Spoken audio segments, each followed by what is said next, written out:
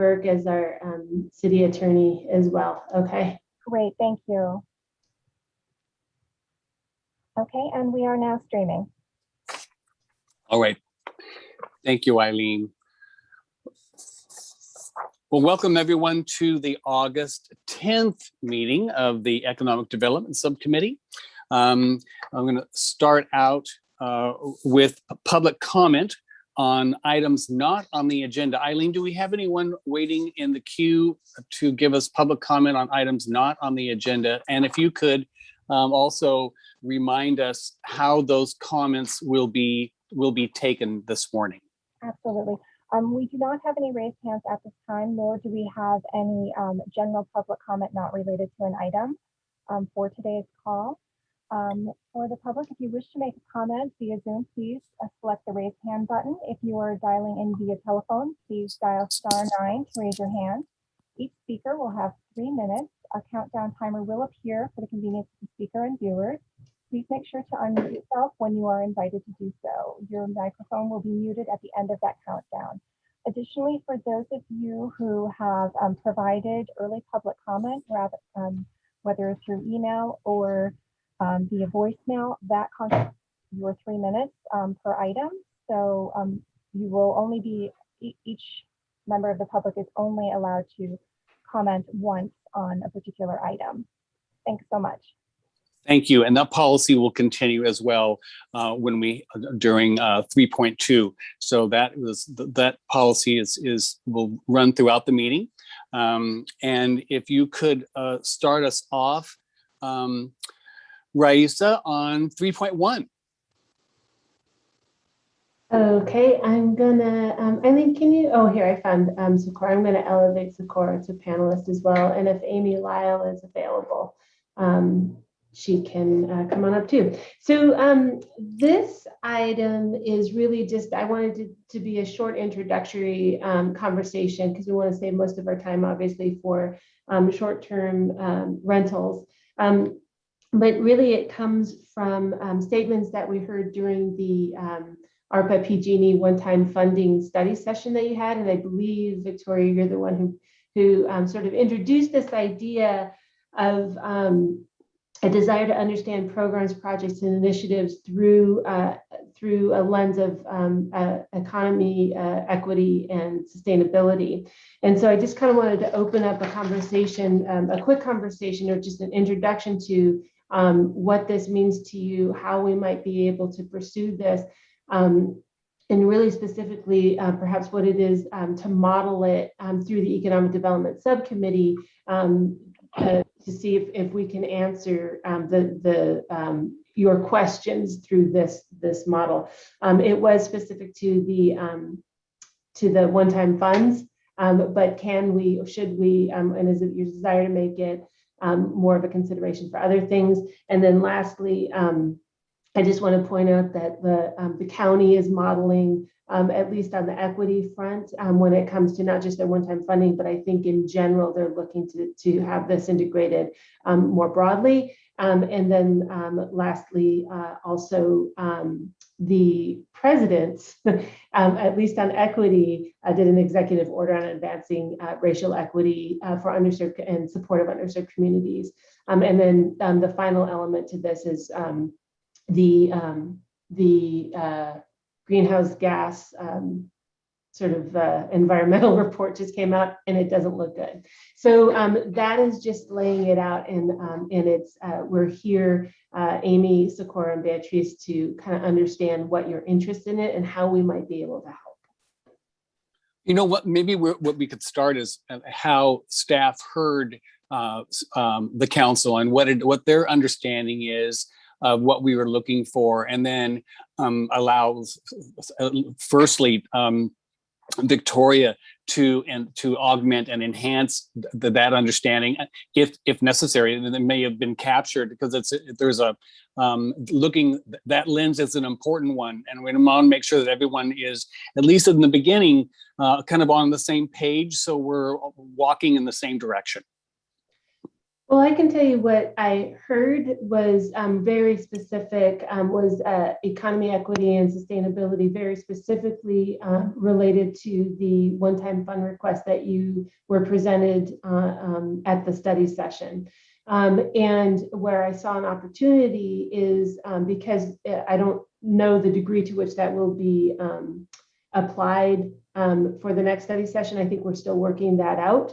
But where I saw the opportunity is when things come before you. So we potentially may have universal basic income. We will definitely have childcare. Are there other initiatives that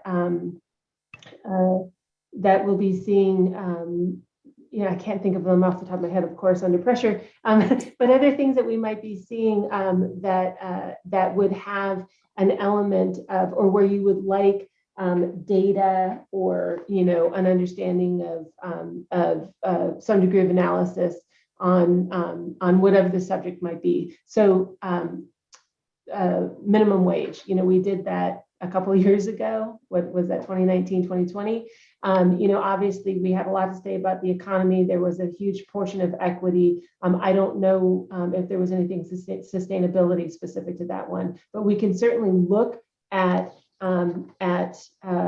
the items that come before this subcommittee and see, and then pull in the experts to comment on opportunities. And then from there, this is not what you said, but from there, my mind started thinking, well, depending on, what we identify through those conversations, are there sub things or other elements that we can bolster or pursue in order to better achieve what we're looking to do. So it's really, it's a question of progress and alignment is what we're looking for. Mm-hmm.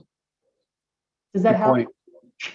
It does. It kicks the ball off. I think that's really what we want to do is kick the ball first and let's see, also get some more comments of those that either see things that where there's agreement or also an enhancement. So Carl, what did you hear us say?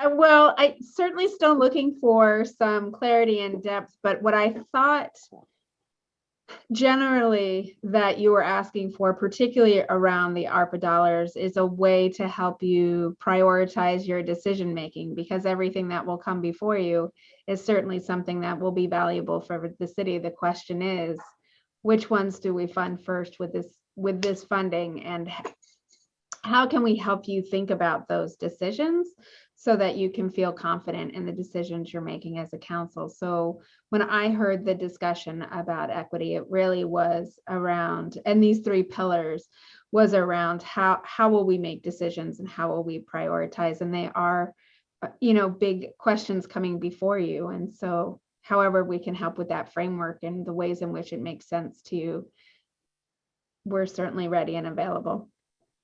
Excellent. Thank you. Amy? Yeah, I would agree with Socorro on that, but I did want to make sure that you all have had an introduction with Beatrice, who I think you all have met at this point, but also for the community's benefit. Beatrice is our equity and public health planner, and we're really blessed to have her on our team because, as you know, with our general plan update, it really does touch all parts of our government, and especially related to land use. So she's really going to be key in infusing conversations related to equity and all of those things, and is doing outreach to our vulnerable populations. But she is funded through a Kaiser grant for a 3-year program. And part of that grant opportunity is to also create our institutional knowledge and move us along in terms of equity, which is just a really great vision that they had and that we were able to take advantage of. So we do hope that, that kind of lives on in our department, and that we're able to continue her position and just that work in general with Socorro's support now as well. So we are kind of harnessing that opportunity, and we'll have more to add, but we will certainly keep her in the loop with the items that come before the subcommittee and provide that additional lens and input as you see fit. Yep. Outstanding. Thank you. Beatrice, Good to see you. Welcome aboard. And anything you'd like to add to this topic this morning? Thank you. No, I totally agree with Socorro and Amy, and I would like to just tell you that we're collaborating with the GIS team to also create maps from the city that have information not only about income, race, and ethnicity, but also environmental issues. And I think resilience and sustainability are two other topics that intersect in our city in exactly the same communities. And this is specific for the area of Roseland and the south west of the city, where we have concentrations of pollution besides lower income census tracts. So this just to mention in terms of the environmental part of this conversation, and we can talk more about specifics, but just to make it available for all the projects or the work that would be that you would be doing on the subcommittee, but also for other subcommittees, and to provide this equity perspective, not only on the part of demographics, but also in the built environment and health related issues. Well, yeah, I think people forget how the environmental intersects so clearly with the others as well. It can get lost, and it's so they intersect they are inseparable. So that's a good point. Jeff, any legal perspective you'd like to offer at this point, or are you good to go? Good to go. Thank you. All right, excellent. Victoria, so what are we? Did we hit the marks, or are there some? If it's all right with you, John, I would just like to touch on a few different topics. Most importantly, I think here would be Socorro's glasses. Yes. And how good point. I don't know how we got this far into the meeting without noting how fabulous they are. I was going to mention it, but I thought, well, I'll just hold back. Yeah, no, that's the point of privilege of being a woman in this situation. Like, girl, those are some exciting glasses. Yes. So first of all, thank you, Raisa and John, for bringing this item forward. I think that economic development is a fantastic place to take what I was hoping would be an approach to helping the council decide on how to prioritize things, as well as an approach to help the entire institution think beyond our own silos. I have great concerns about, if transportation and public works pushes back on fee reductions in housing, how that impacts things. If we're going to look at things dollar for dollar, and I'm not picking on transportation, public works, I'm just thinking about, the fees that we collect for development, and if we lose them here, where do we gain them? How can we develop a more holistic perspective on, if my department loses a little bit in revenues, how are we investing that money that might otherwise be lost? And how can we develop a sense of broadly thinking about things? Because we're in a really exciting point in government, and also a really terrifying time in human history. And so we have limited resources, but we have more resources than we've ever had. And what I'm looking for as a policymaker is guidance on which items meet and I'm assuming that, equity, sustainability, and economy are three of the most important goals to the council. The council hasn't said that. I was talking about my own personal goals, and it seemed to have gained some traction. So we'd have to go back to the council if we wanted to, get to a point of everybody saying, yes, this is how we want to look at these things. But what I was hoping for is, in specific to the ARPA funds, but I would love it if this came from everything that comes before us, is generally a rating. And I would propose that we'd have the manager of economic development, the DEI person, hopefully the DEI person will gain influence and a greater position. I find it a little baffling that that's in human resources and not its own office like the county has done. I think that's really problematic, but that we'd have that person and perhaps somebody from planning like Beatrice, which also we should just have a planner that we employ after that grant expires, and that those three people would be evaluating everything in terms of how high it rates on that, so we can differentiate in our efforts. Like, we're coming up on goal setting in large part to rank for city staff what's most important to us, because we only have so many resources. And so that ranking is really important. And it also allows different departments to sort of conceptualize where they fit within things. And I also like Councilmember Schwedhelm's perspective about then what is easy and high impact. And if we can have that matrix alongside with, does it meet our values as an institution, then we can start investing most heavily in those areas and taking off the things that our residents most need. So it's to me, it's really two-pronged. It's helping me evaluate policy, and it's helping you to think about these things in everything you do. So if your boss or your manager says, oh, this doesn't meet our department budget, you have some ability to say, yeah, but it meets these council goals, and this is how the council has asked us to evaluate things. Mhm. Really good points. And as we are moving into goal setting, I think we'll be able to have that conversation. And you mentioned Councilmember Schwedhelm's comment about how to measure where we go first. And maybe, I'm sure we'll be having those conversations. It will help inform our future as what ends up on our agenda in this subcommittee. So those will be important conversations to have. And if I might add, I'd love for something really similar to like a CEQA evaluation, not taking as long or as detailed, but just sort of like, what's the impact, low, minimal, high on this, all of these things, and what's the recommendation from staff, and and then taking that and applying Tom's matrix. And so if you have two things that are equal, but one is really easy to do, then maybe we start there. Yeah, good point. And I appreciate a willingness to do that too, because as opposed to pie in the sky, which we hope not that few fall in that category, but going to those that are easiest with the highest impact, it just makes sense, especially with limited resources. So I appreciate that. Eddie, anything to throw in there and get us going on this project? Well, for me, it's a little bit difference between the how we're going to implement opposed to what we're going to implement. I believe my perception of what Councilwoman Victoria was stating was what projects are we going to push forward, and I think it was just reiterated right now. What programs are we going to move forward and using the matrix from Councilman Swalham? But it's not so much how we're going to implement the programs, but where we're going to get the most return on the investment and what will affect the community in a positive fashion. Again, that the word "what" comes into play.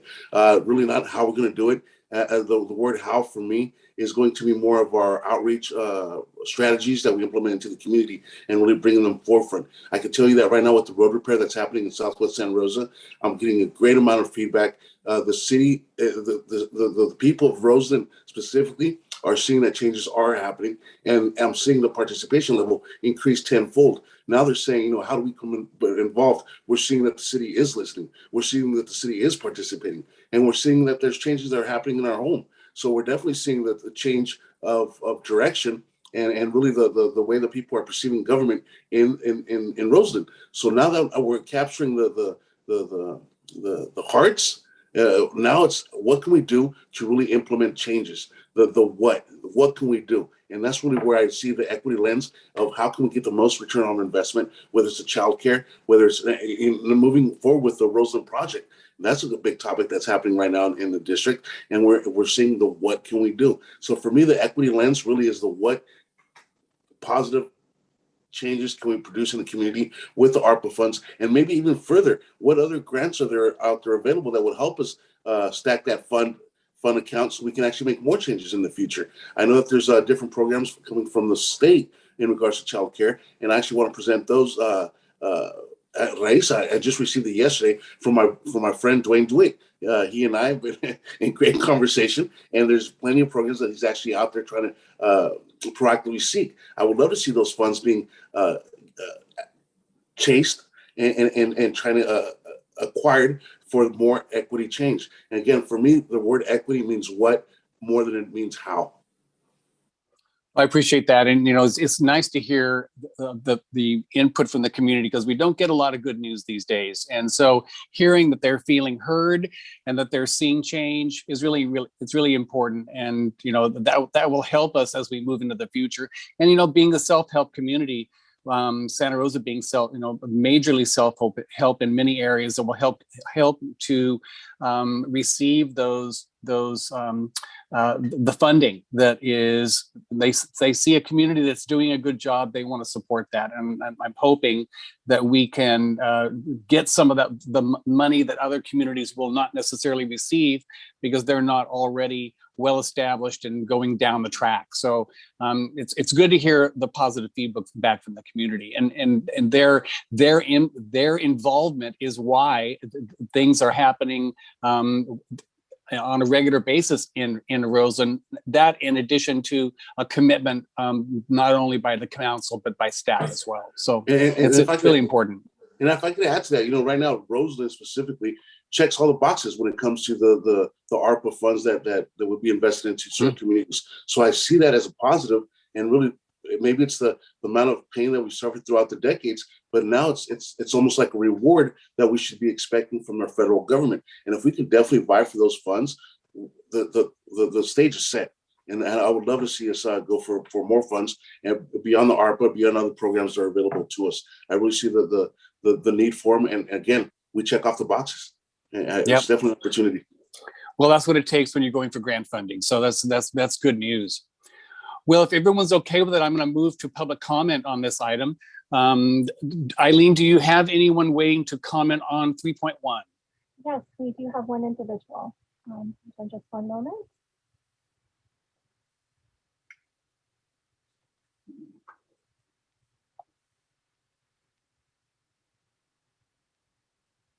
And Mr. Frazier, you are free to unmute, and please just let me know if you're able to see the timer on your screen.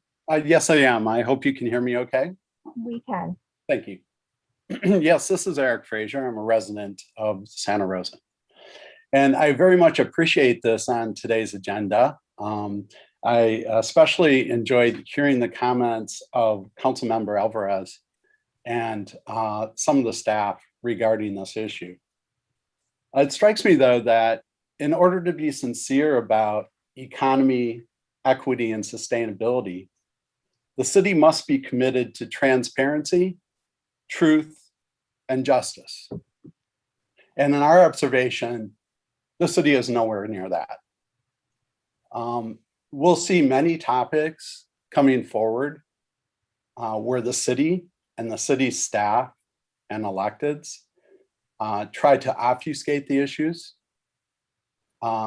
engage in disinformation and propaganda, are not truthful to the public or to the people that elected them, are getting away with what appears to be fraud in public finance.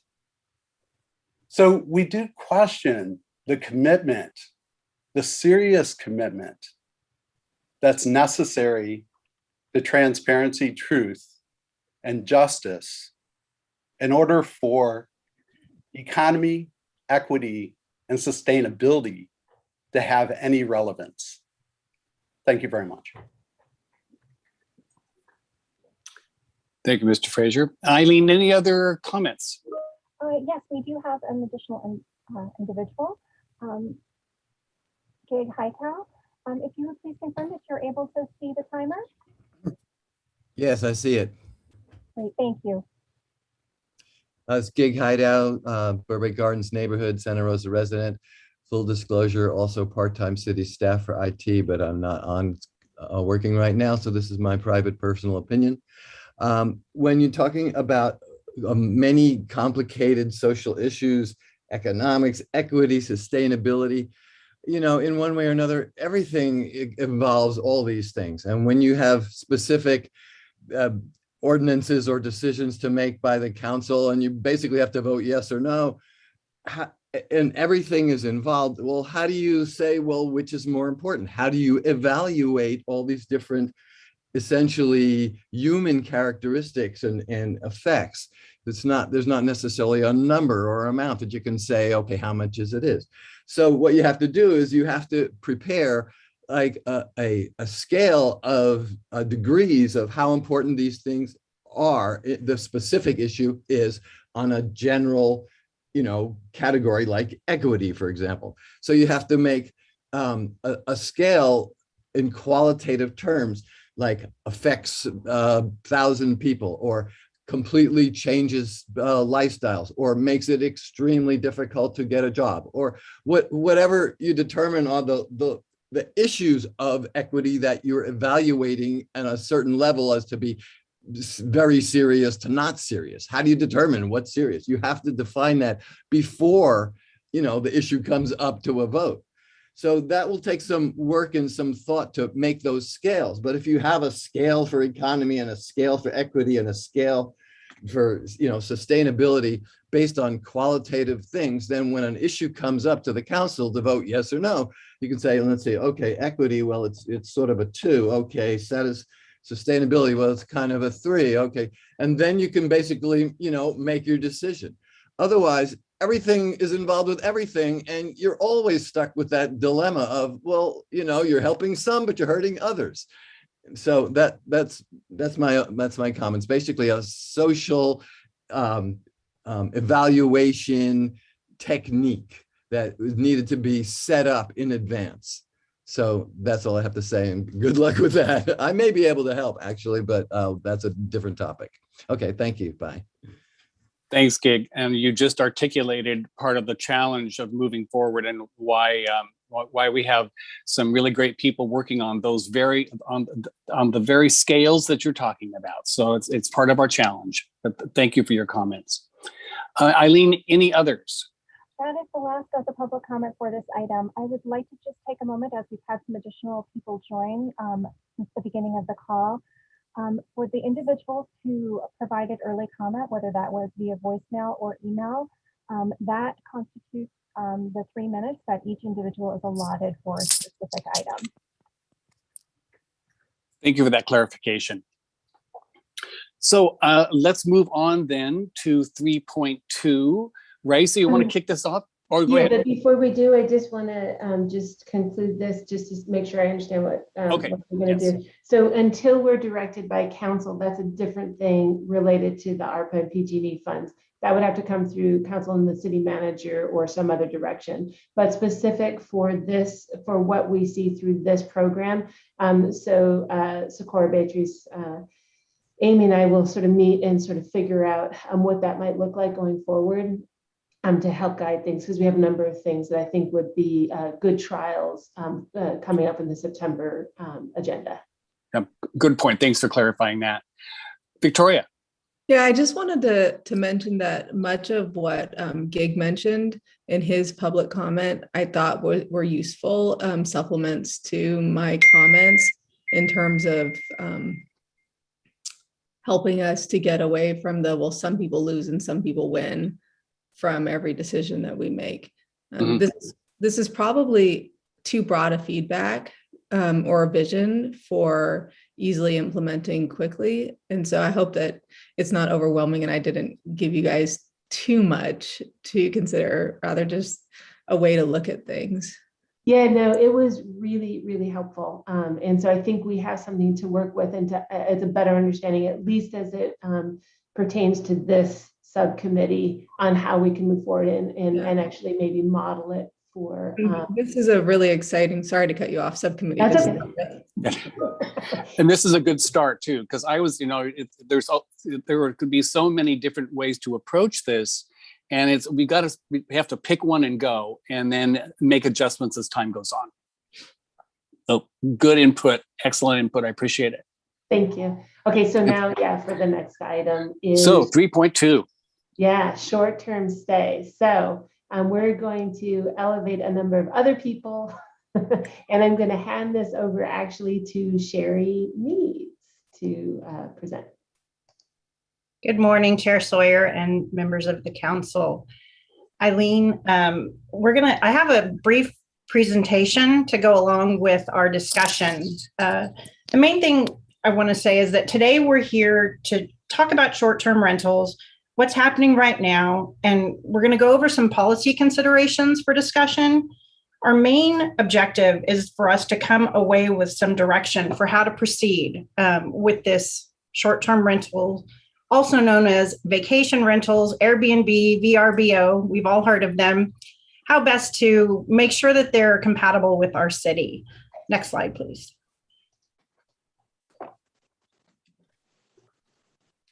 So what exactly is a short-term rental? A short-term rental, as opposed to a long-term rental, is when someone is renting a private residence for 30 days or less. There's different types of short-term rentals. And we're looking today mainly at hosted short-term rentals, where someone is actually remaining in the residence while they're renting it out, and then non-hosted or whole house short-term rentals, which are what we tend to hear the most about in the community. Next slide, please. So right now, there are 197 registered short-term rentals as of July 2021. And what registered means, next slide, please, is that they're signed up, registered to pay their transient occupancy tax and their business improvement area assessment. The BIA, which is what I'll call it from now on, is a 3% assessment, and the TOT is a 9% assessment. And what you can see here is that in 2020, that is the amount we received for both the TOT and the BIA, and what we've received so far in 2021. And keep those numbers in mind as we move through the presentation. Next slide, please. So now we're going to talk about what's happening out there. We have been talking with a third-party compliance firm that is part of the Granicus suite that we use for gov delivery and all that type of thing. And they provided us with some data. They did a web scrape of over 60 different platforms where short-term rentals are advertised, and they found that there are 358 unique short-term rentals operating in the city at this time. And of those, most of them are a single family home, and most of them are the whole house being rented out as a short-term rental. And that data is current as of July. Next slide, please. So if you take the difference between the number that is really operating and what's registered, you come up with 161 that are currently not in compliance. They're not registered. They're not paying their TOTs and their BIA assessment. So host compliance also provided a median nightly rate. Obviously, that's going to change as different ones come on and have higher rates. Some have lower rates, but at a $225 median nightly rate and a 76% average occupancy rate, this is what the bottom of the slide shows, what hypothetically, what we're missing on revenue for those 161 unregistered short-term rentals. If you look at those numbers and then think back to the slide before, you can see that there's also potentially a lot of revenue that's not being captured for those that are registered. Next slide, please. So now we're going to talk about what concerns do we have with short-term rentals in the community? What are we hearing from constituents? I'm going to talk about the items on the left-hand side, and then I'm going to have John Cregan, police captain, talk about the things on the right-hand side. So as far as the community, we're hearing a lot about renter displacement. We're hearing that people are losing their neighbors to short-term rentals. We're hearing about superhosts. Okay, so I used the wrong term here. It was pointed out by one of our constituents that a superhost is actually a very good host, and I probably meant mega host. So I got the jargon wrong here. But superhosts, mega hosts are people that come in and they're operating 9, 10 of these, and they're not necessarily residents. They're potentially venture capital ownership, LLCs, that type of thing coming in, and they're just investment properties. And overall, these can decrease available housing stock, because if something's being rented short-term, it's not being rented long-term or sold to our community members. Certain neighborhoods are definitely feeling the effect of these more than others. And so we need to take a look at overconcentration and overall commercialization of residential neighborhoods. How is this affecting community character and neighborhoods? Also, there's a bit of an uneven playing field between other lodging providers where they're subject to audit, they have to have inspections and many other regulations in place to be able to operate as a business. And short-term rental owners basically take some pictures of their house, put it on a platform, and they're in business. So, and it's not that simple. That's a very short way of looking at it, but there are low barriers to entry into that business. And I've heard continuously about tension between short-term rental owners and neighbors, where neighbors are actually trying to contact the owners of the short-term rentals and are finding aggressive response. So with that, I'm hoping John Cregan can shed some light on the items on the right-hand side of the table. Absolutely. Thank you, Sherry. And thanks, council members, for letting us present on this topic. And for Sherry's last point, what an understatement about the tension between short-term rental owners and the neighbors. And that's where the police department gets involved. And so we've seen a dramatic increase over the last couple of years, escalating year by year, with neighbors calling in. They're frustrated. And the lack of an ordinance in the city of Santa Rosa kind of bounces them around, sometimes going from the planning department and code enforcement, and then coming to the police department. And a lot of the issues are centered around, and we'll go through some of them that Sherry has here, but overwhelmingly it's large parties and events being held weekend after weekend in neighborhood residential neighborhoods. And you're seeing bachelor parties, bachelorette parties, weddings, and just general weekend parties. And then on 4th of July and Labor Day and Memorial Day weekend, you see these large groups coming in and moving into smaller residential homes, but often we're seeing the prices much higher, $750 a night to, there's one that I get calls on frequently out in Montesino Heights at $1,700 a night. And so for that, they're getting large groups that all split the cost, and you have 15 or so to 20 people staying there, and they're partying until late into the night. And then you're seeing some of the things here with noise into the late night hours, trash left outside, lights on in the backyard as they're out there enjoying kind of the weekend. And another big one that comes in for the residential neighborhoods is parking, that these homes are designed for the 2 cars in the driveway, maybe a third out front. But now you're seeing 8 to 15 cars come into these neighborhoods for the weekend, and they're parking all over the place. That exacerbates some of the tension between the residents and the neighbors there. And it leads to the police department getting called. But there's not a whole lot with the current ordinance in place that we can do, especially over parking ordinances, unless they're just violating some of the existing parking laws that we have. Another thing that comes in with the unique complexities of here in Santa Rosa is this difficult with evacuation impacts. And then when we have people sometimes from out of the area and they're not necessarily connected to Nixle or to some of the neighbor structure that we have. So that's another impact that we have here. The open and unattended fires. So you'll see that most of these hosts are putting hot tubs and fire pits. And sometimes people, if they don't have a fire pit, will create their own fire pit in the backyard. So these are just a quick summary of some of the calls. But the overall issue that we have right now is without an ordinance in place, the police department doesn't really have a lot of tools to take enforcement action. I've personally been involved with working with some of the neighbors, and one of them is kind of talking like the mega host that we have. And the mega host tends to be the most problems because it's not like a mom and pop resident that they have a little bit more care for the neighborhood. So one of the individual, he owns 12 actually has in our community of these short-term rentals. And I personally called him after getting complaints from the neighbors and just says, hey, I put a note on the fridge. Like, what else do you want me to do? I put a note saying, don't be partying after 10 o'clock at night. But obviously the residents who are the temporary residents there don't pay much attention to that.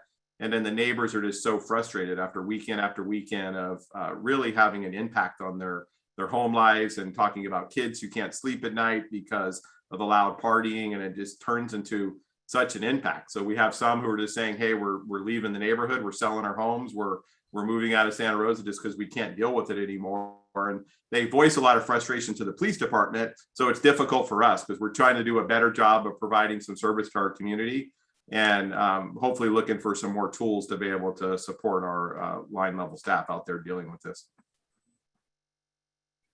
And that's it for me, Sherry, unless you have anything else for me. No, you were great, John. Thanks. Next slide. Sherry, before I do have a question for John. Do you have, in your tracking of these calls, if they are being tracked, do you have a sense of the percentage of your calls for service are related to short-term rentals?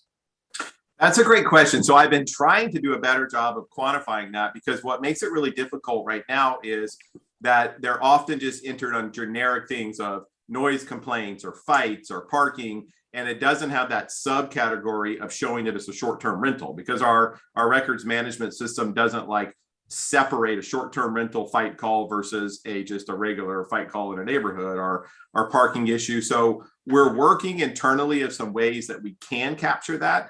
It becomes difficult for our dispatchers when they receive thousands of different types of calls to have all these small little niches that they're trying to categorize. So I'm working with our dispatch record staff, and Sherry has been a leading force behind this of helping like organize some of our city efforts and for us. And so right now I get complaints a lot that just come off like our general complaint line, and people will send them. So Sherry and our office, we're working better between planning and code enforcement and the police department to coordinate those complaints and to be able to get a better log of those.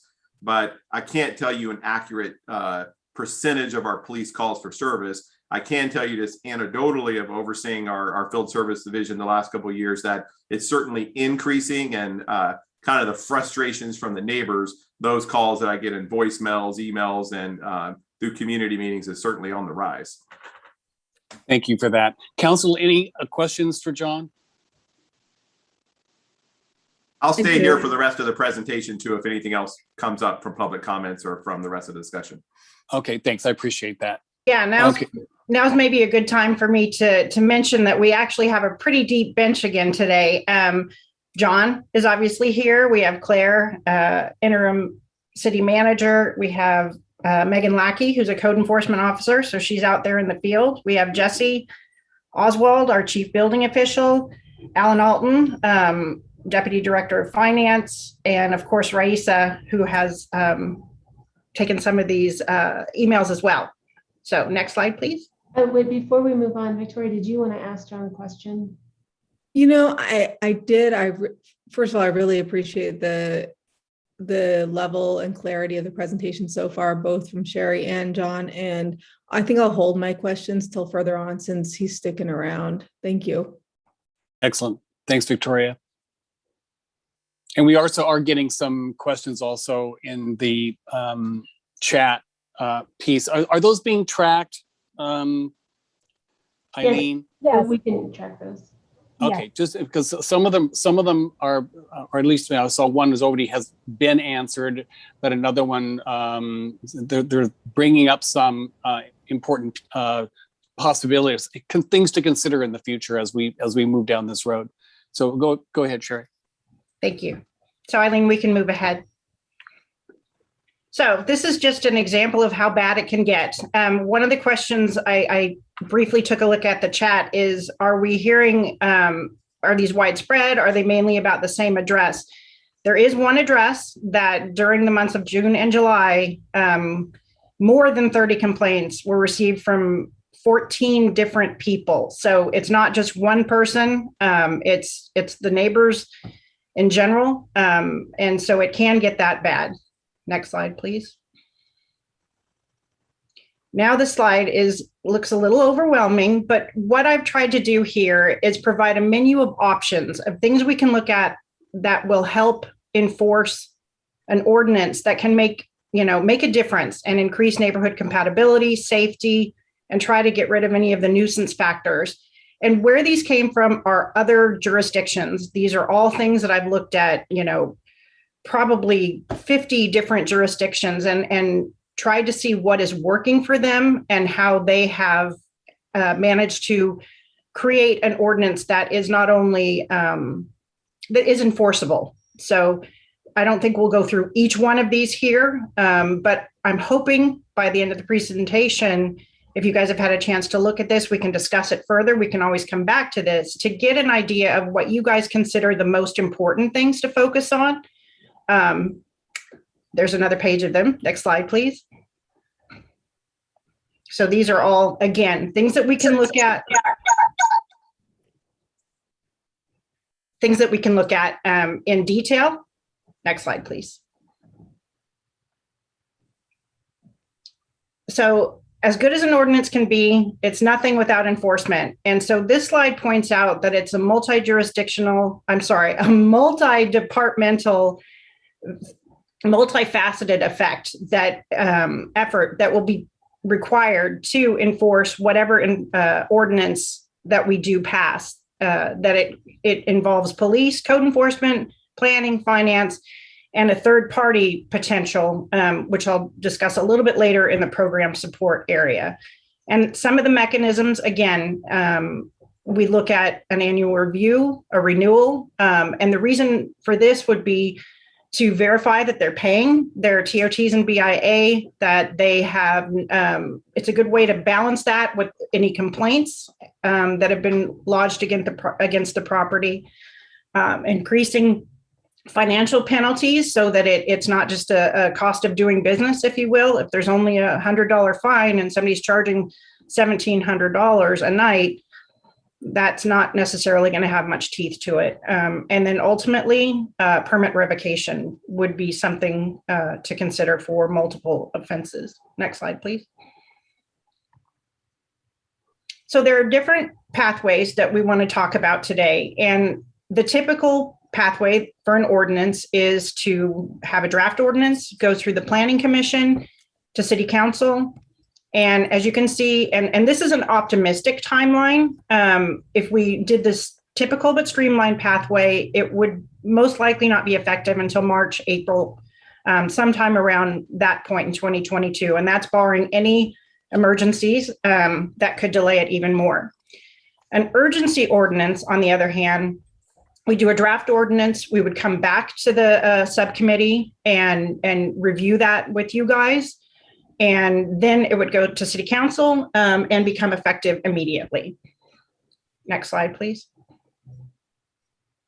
So with the streamlined ordinance, we would just be looking at these particular things, which is, it's not different from a urgency ordinance in terms of content. It's more in terms of speed with which it's done.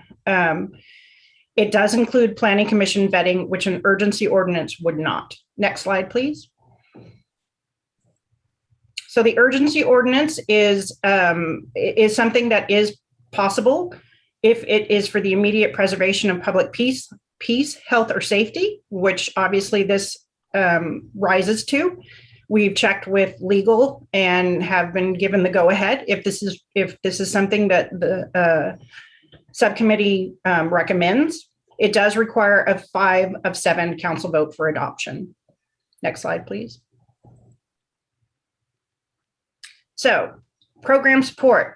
Having a short-term rental ordinance program or ordinance and program is not free, and it does take staff time. So, as you guys are thinking about goals and that type of thing, we will be expecting that finance will have effort involved, planning, fire, code enforcement, and how that could be offset would be through service fees, inspections, permitting, and penalties. And then a third-party support offers kind of an entry-level code enforcement, if you will. They provide the address identification and all of the things listed on the slide, which can really help avoid burdening code enforcement and police. They're that first line of defense, if you will. Next slide, please. So next steps, we want to obviously hear your feedback. As I mentioned, I'm hoping to get an idea of where you want us to go with this, how you would like us to move forward. We will obviously continue to receive feedback from the public. And then depending what you guys tell us to do, we're going to create and have an ordinance adoption. And then next steps will be to implement it and enforcement. Next slide, please. Next, thank you. So we also have developed a web page for this project, as you can see from the top URL. And then for anybody that wants to send comments, questions, complaints, anything like that, we've created a specific email address so that everything goes to one central spot, and that's at shorttermrentals@srcity.org. It's monitored daily by planning staff. And so it's the best way rather than sending it to multiple different people so that we can keep track of them. I've kept a log of all email conversations that I've had since May, as we've started to ramp this up. And so it's been really helpful now to be able to log them from one certain spot. So with that, we're open for questions and feedback, and take it away. Thank you. Thanks, Sherry. Very comprehensive report and presentation. I appreciate that. Let's start with council. Council, let's start with questions. Questions for this great group of staff members that are here to tackle this issue. Jen, before we start, I will tell you, we're having a difficult time with Zoom. The chat feature for public meetings is not supposed to be on because it's not a fair participation as we understand it. So we're capturing what's there, but if council can just ignore the chat feature right now. And anybody willing to make a comment, please raise your hand during public comment period. And I do want to say that we actually skipped over a relatively important slide before the next step slide. If we could go back to that. I feel like we've talked a lot about the issues and concerns, but I also want to highlight that there are opportunities from short-term rentals. And so that's listed on this slide. And we have heard from people about how it has benefited them to have these alternative lodging options, and from others who have said it's really helped provide an income source for them to be able to stay in their home. So I don't want to gloss over that and not make sure that we highlight that as well. So now we can go back to the last slide and answer questions. Thanks, Sherry. So, Council, Victoria, did you have questions? You were the first one to mention you might have some questions. Yeah, I do have some questions. Thank you. Let's see. So one of the things I wanted to talk about or get more information about is around enforcement. And you mentioned that it's quite comprehensive, that it hits planning, police, and code enforcement. I was curious to know if we have a sense of the proportionality that these calls, how much a draw on resources that these calls for service across the departments create, and what proportion each department receives. I mean, I imagine a noise complaint is dealt with differently than a fight. A fight seems pretty obviously police, but also if you could run me through how a decision tree gets made of which department, whether it's sworn or civilian, response to these various calls. Go ahead, Sherry. Oh, I was just going to say that planning, we deal only with regular old complaints. I've talked to code enforcement and I'm still having this problem with my neighbor. Can you guys please pass an ordinance? Can you please ban these? That type of thing. That's what I'm hearing from. John, you can fill in more, and maybe Jesse from the code side about your team. Yeah, so it's certainly a team effort. I would say a lot of times the initial calls are coming into the police department, and frankly, because that's just what people know the number, 911 or to whatever. So that, and for most things that you see in society, they start with the police department of like, hey, and then so we're trying to do what we can to kind of refer, go, hey, that's more of a code enforcement issue with them and doing, because especially when it's these ongoing issues of like, hey, every weekend, and it's not occurring right now. And so that's what we're getting most of the time is like the residents that they pointed to with the party bus. And we have probably 15 of those really problem residences in the city that the group of neighbors are very frustrated. They're angry, and they kind of, so they first call saying, hey, at 1 o'clock in the morning, they're out in the hot tub and they're doing, so we will send an officer there and tell them, hey guys, go inside. The problem that we have is usually 15 minutes later, they come back outside. And a lot of times alcohol is involved. And right now there's no system in place where we know who the owners of the homes are. So we don't have an easy way for the officer to call the actual owner of the residence and saying, hey, you need to do something. And the biggest issue is when we do get a hold of the owners, some owners, so it's all about balance. Some owners are responsive and will work toward it. But right now there's not much of a financial incentive for the owner to do anything because there is no conditional use permit. There's nothing that we can pull away from them. So they kind of just say, what do you want me to do? Like talk to the people at the party, like it's their problem. But what we're seeing with some of the successful models across the California is having more consequences of pulling away the permit if they don't comply with these noise ordinances. And that gives the owners a lot more incentive to make sure that they're keeping these parties, they're limiting the size, and that they also are making the rules and restrictions very clear for those who are utilizing their vacation rental. Thank you. That's really helpful. I suppose we'll have more detailed questions about how to fund and support the various enforcement aspects, whether it's through code or police or likely a combination of that as we get further into this probably very complicated ordinance. I do have a question for the planning team around the impacts, if any, that you perceive this to have on our ability to meet our arena obligations. I can only speak to the fact that if there are 300 and whatever number I said before, homes being used as short-term rentals, they're potentially not being used for long-term rentals. And those could be used for RENA. And right now, ADUs cannot be used as short-term rentals, but it's still potentially affecting housing stock and how we get to having enough housing for our community members. Because by my calculations, I'm guessing it's about, if those homes were to be on, all of them were to be on the market, which is a really extreme proposal, that would mean about 10% or our annual, getting close to our annual obligation. So it's not insignificant. Correct. And from the map, it seems like they're heavily concentrated in certain neighborhoods.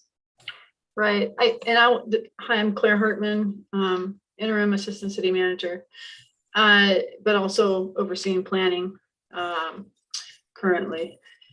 The issue has been addressed with ADUs. So as the city develops ordinances, newer ordinances around housing opportunities. So for example, our ADU ordinance, and then recently when we were looking at the renewal enterprise districts housing fund, adding a stipulation that those monies that are supposed to go for housing don't go into support of vacation rentals or short-term rentals.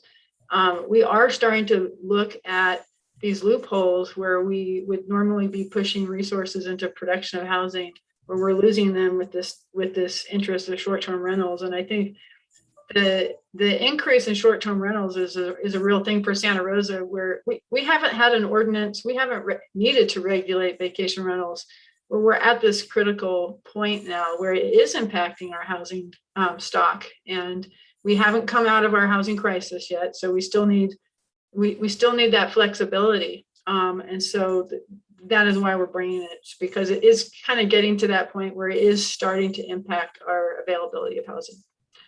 Okay, thank you. And I see that we have Megan from Code Enforcement. Is there anything else on anything that you've heard here today that you'd like to add? Just piggybacking off of John's presentation, Code Enforcement primarily does the daytime hours as far as regulation goes. So we're Monday through Friday, typically the 8 to 5 business hours. So we really work cohesively with the police department with making sure that if the complaint's going forward, and how we enforce it with the policies and procedures. That's helpful to know how that works. Thank you. I don't have any more questions right now. Thanks, Victoria. Eddie, any questions for the team? Thank you, John. For myself, I appreciate the amount of information that was given to us today, especially comparing our ordinances to our fellow cities here in the surrounding areas and what they've done to really curtail the issues that they're facing. I do see the need to present this to City Council, even if in emergency form, just because of the lack of peace that's being offered to our residents. Now, how we go about doing so. Again, thank you for the part of the consequence to the owner, who could simply say, deal with the tenants where they're presently. I think simply passing the buck is really not finding the solution, especially for those people dealing with the negative impacts of these short-term rentals. Questions, I believe most of the questions were actually answered. I'm very thankful for that. And it was really just, how can we hold the owners accountable? How can we hold the tenants accountable? And what are other cities doing to really address the issues? So for myself, it's really moving it forward and to our full council and seeing what they have to say. I definitely see the need for it. Thank you, Eddie. And I did hear Sherry mention that she gathered a fair number of these policy considerations from other communities as well. So other communities that have dealt with these same challenges are helping us, will help us as we go down this path. I have lots of comments. I don't have any questions at this point. Perhaps what we can do is move to public comment and then bring it back to the team after we hear those. Eileen, do we have a public comment? Yeah, pardon. Yes, we do have public comment. The first commenter will be Sharon. Sharon, if you could test your audio and confirm that you're able to see the timer, please. Sharon?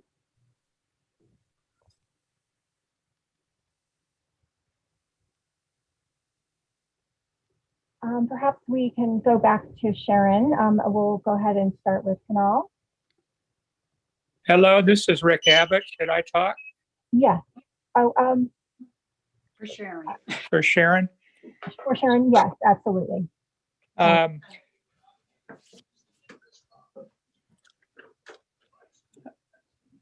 Please proceed. Yeah, I actually had some prepared comments, but I wanted to thank, first of all, Chair Sawyer and members Fleming and Alvarez for allowing us to talk to the subcommittee today. Sharon and I live at Santa Rosa in the 4th Council District, directly across the street from 2611 Sunrise Avenue. In August of last year, this house became a short-term rental, listed on Airbnb as having 9 bedrooms and accommodating 18 people. It has been regularly occupied by large parties of guests whose stays have generally been less than 1 week. It is one of 3 homes within our neighborhood owned by the same out-of-town corporation. Since last August, we and our neighbors have experienced most of the negative aspects of short-term rentals. We have endured loud parties, conversation and music lasting until 1, 2, and 3 a.m. We have been subject to mounds of unsightly, unsanitary, rat-infested trash heaps lasting from Sunday until the following Friday when recology picks up. We have nearly collided with cars driven by guests, workers, and delivery services proceeding the wrong way up our one-way street. In short, the character of our neighborhood has been changed for the worse, and our quality of life has deteriorated due to this nuisance across the street. More specifically, we and our neighbors have placed 9 calls for service to the police over the past year. These requests for service have been registered as late as 4 in the morning. We have reported several code violations to the city during this period. We have called the host numerous times advising of excessive noise after 10 p.m. And yet, we still experience the same issues. As you consider an ordinance to address the short-term vacation rentals, we implore you to consider the impact of these rentals on our residential neighborhoods and on the supply of housing available for our permanent residents. Thank you, and we look forward to your ordinance. Thank you, Rick. Eileen, back to you. The next individual for public comment is Kunal. There, can you hear me? Yes. Are you able to see the screen? Yes. Please proceed. Okay. I'm coming from the perspective of a property management company. We specialize in corporate rentals and vacation rentals in Sonoma and Marin counties. First off, the term mega host can be misleading. As a property management company, we manage multiple properties, but we are not the homeowner, although we are listed as the host on Airbnb and VRBO. I'm sure this is the case for many other companies such as Vacasa and Avance, where they're managing the company, where they're managing the homes, but they're not the homeowners. So it can be misleading. I'm curious how this information was captured. Most of our clients are homeowners that are retired people that depend on the rental income for their living expenses. As long-term residents of Santa Rosa, they have certain rights as property owners to make income off the homes that they own. As a matter of fact, many of our clients have actually downsized from their bigger current home and used their, they've downsized from their bigger home and used their current home to stay in. So, most of their kids have gone to college or they've moved on. So they downsized to a smaller home and use the bigger home for their rental income. The noise and parking concerns are, definitely legitimate concerns. We, as a property management company, we were proactive with this, where we gave all the neighbors our contact informations and implemented the quiet hours that lasted from 9 p.m. to 7 a.m. So, although we received a few noise complaints, nothing major has happened that couldn't be fixed with a phone call or a message to our guests. We do have properties in Sonoma County as well as Santa Rosa. So as a courtesy to our guests, we just implemented the Sonoma County guidelines in Santa Rosa. Also, during the COVID lockdown, we had pivoted our business model to host essential workers, including tree cutting companies dealing with fires. There's traveling nurses, traveling flight attendants, and other essential workers. I think we were, huge in that part because a lot of them couldn't find housing in hotels and stuff. So we had to give them housing during the COVID lockdown. And then we are against restricting the number of homes one can manage and own and the number of nights that the home can be rented for. We're also against strict occupancy limits as they do not directly deal with the problem. A 6-person group can be a loud nuisance, whereas a 12-person group can be quietly celebrating their father's 60th birthday. We also would like the council to consider holding guests accountable for breaking rules such as quiet hours and parking. Also, I don't think the full short-term rental market is being represented. I think there needs to be a better overall understanding of the market, the revenue it brings to the city, the tourism revenue it brings to the city, including the wineries, and especially a city that's rebuilding after the fires that hit recently. A lot of small businesses are falling and people are losing their jobs due to the COVID lockdown. And this is not the time to restrict, but actually encourage free markets, especially during a crazy time in the world and our economy. Thank you, I'm complete. Thank you. Eileen. Hi, the next public comment will come from Eric Dees. Eric, if you could go ahead and. Yes, hi. Are you able to hear me? Yes, thank you. Well, I'd like to begin by saying thank you to the whole Economic Development Subcommittee for hosting this meeting and looking into this issue because this is a really important one. My wife and I live in the Montecito Meadows neighborhood, and our home backs up to the only short-term rental home in our neighborhood. And based on all the phone calls and emails that all the surrounding residents have sent to the city, I'm pretty sure this subcommittee is familiar with the home I'm talking about. In the 3 years or so that this STR has been operating, the neighbors have endured all kinds of bad behavior. We're talking about loud late night outdoor parties that go on till 2 in the morning, large parties of 30 to 50 guests, screamers and drunks and dozens of parked cars on both sides of the narrow street. And that would really make it hard for fire trucks or emergency vehicles to get through. And I can tell you, it's never simply a couple or a family looking for a weekend getaway. It's multiple groups of people arriving, anywhere from 3 to 6 cars, or sometimes a lot more. And sometimes they even show up in their own party bus. I think you saw the photo of that. So in short, it's really more of a commercial hospitality operation or event center trying to operate in a residential neighborhood. So besides these problems that I've talked about, STRs really exacerbate the housing shortage. That's a huge problem in the city. So short-term rentals, they allocate scarce housing resources to tourists rather than the residents need to live here on a long-term basis. So banning or at least strongly limiting STRs, it would instantly increase the housing stock available in the city by several hundred units, probably potentially 358 units based on the numbers that Sherry presented. So it'd be faster than any fast track building program you could imagine. So I know some short-term rental owners have said that they're small mom and pop operations and they depend on income either right now or as part of their retirement plan. And I would say to those people that there are alternatives. You could rent your property on a long-term basis instead. That's an economically viable solution for those owners. I know because my wife and I are mom and pop owners, we have one rental home here in Santa Rosa, and we're happy to be able to provide a home for a family right here in town. So anyway, I just want to say I strongly urge the planning department to either disallow or strongly regulate short-term rentals. Other cities like Palm Springs, Sonoma, Petaluma, and other cities have been able to do it. So I think we can too. So that's it. Thank you very much.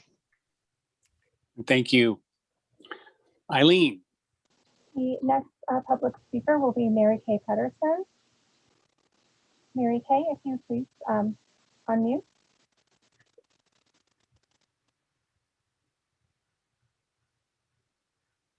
Mary Kay, if you would like to unmute and confirm your ability to see the screen.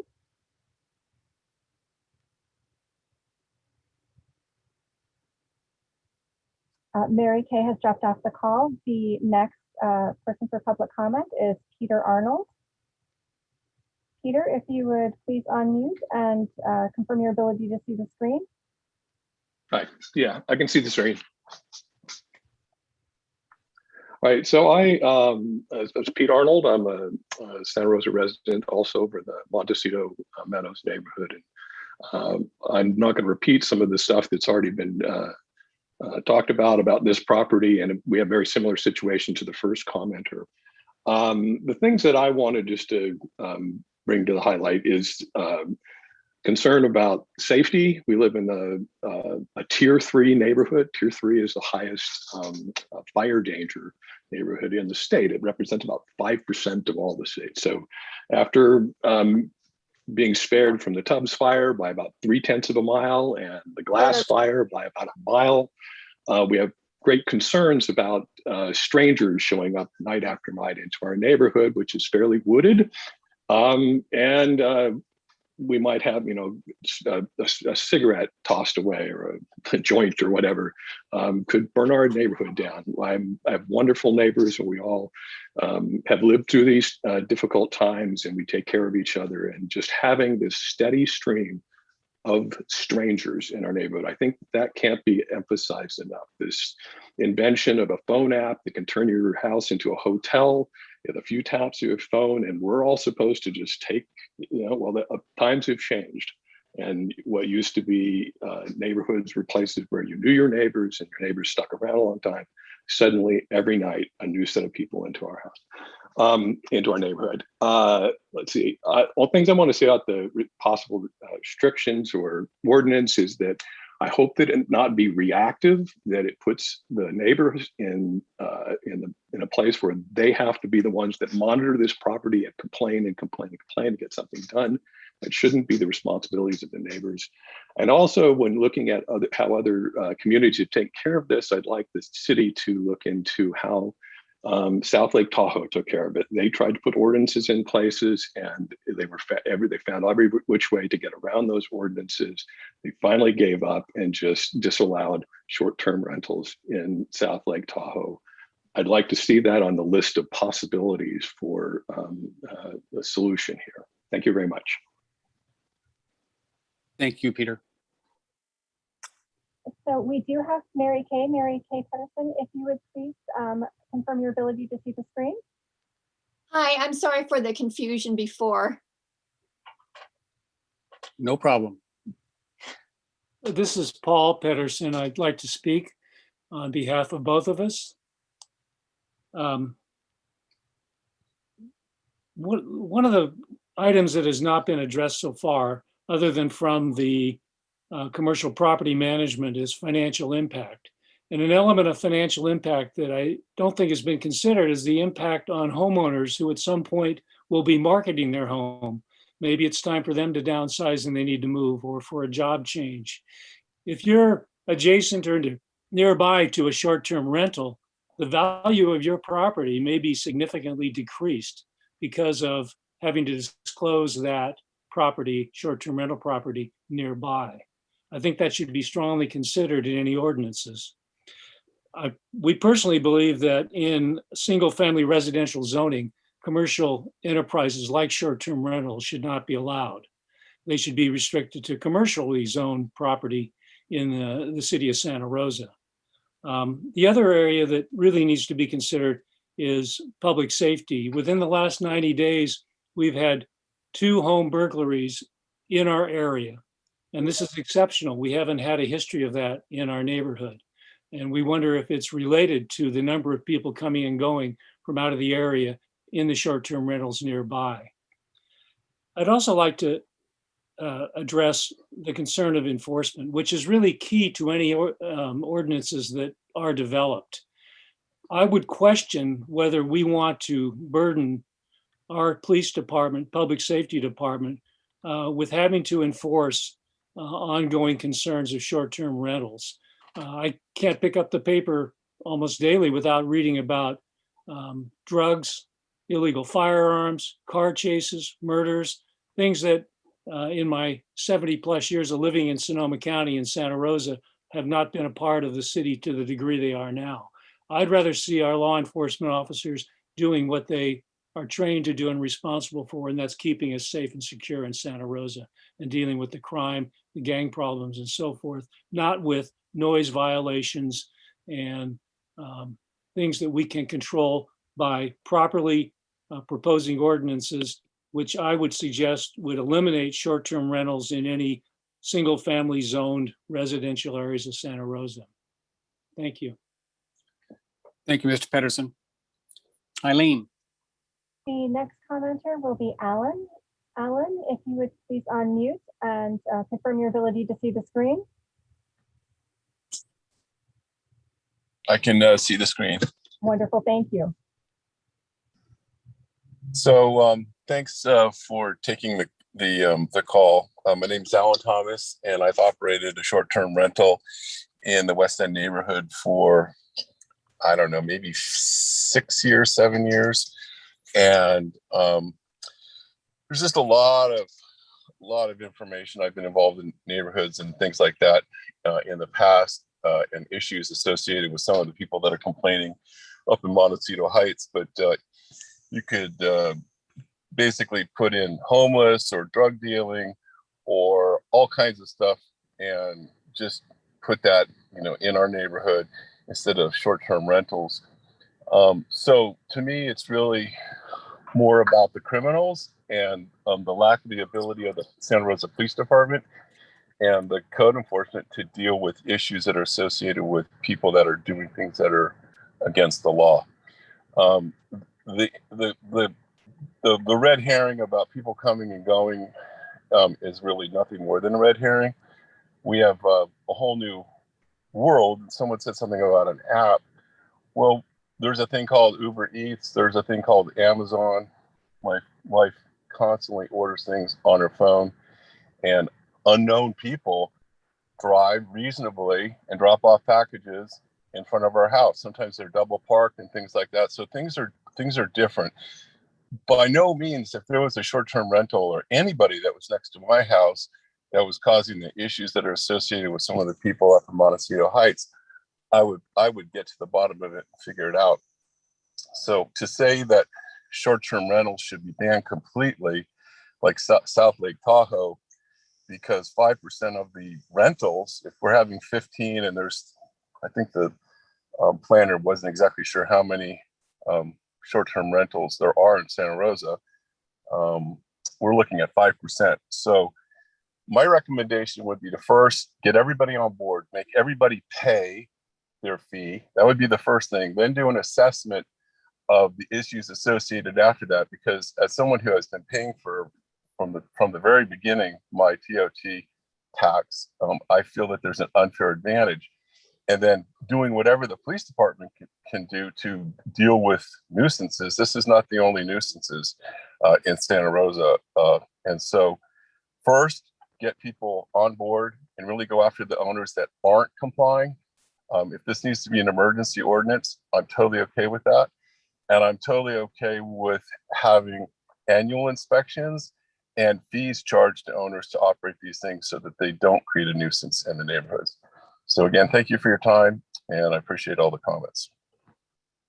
Thanks, Alan. Eileen.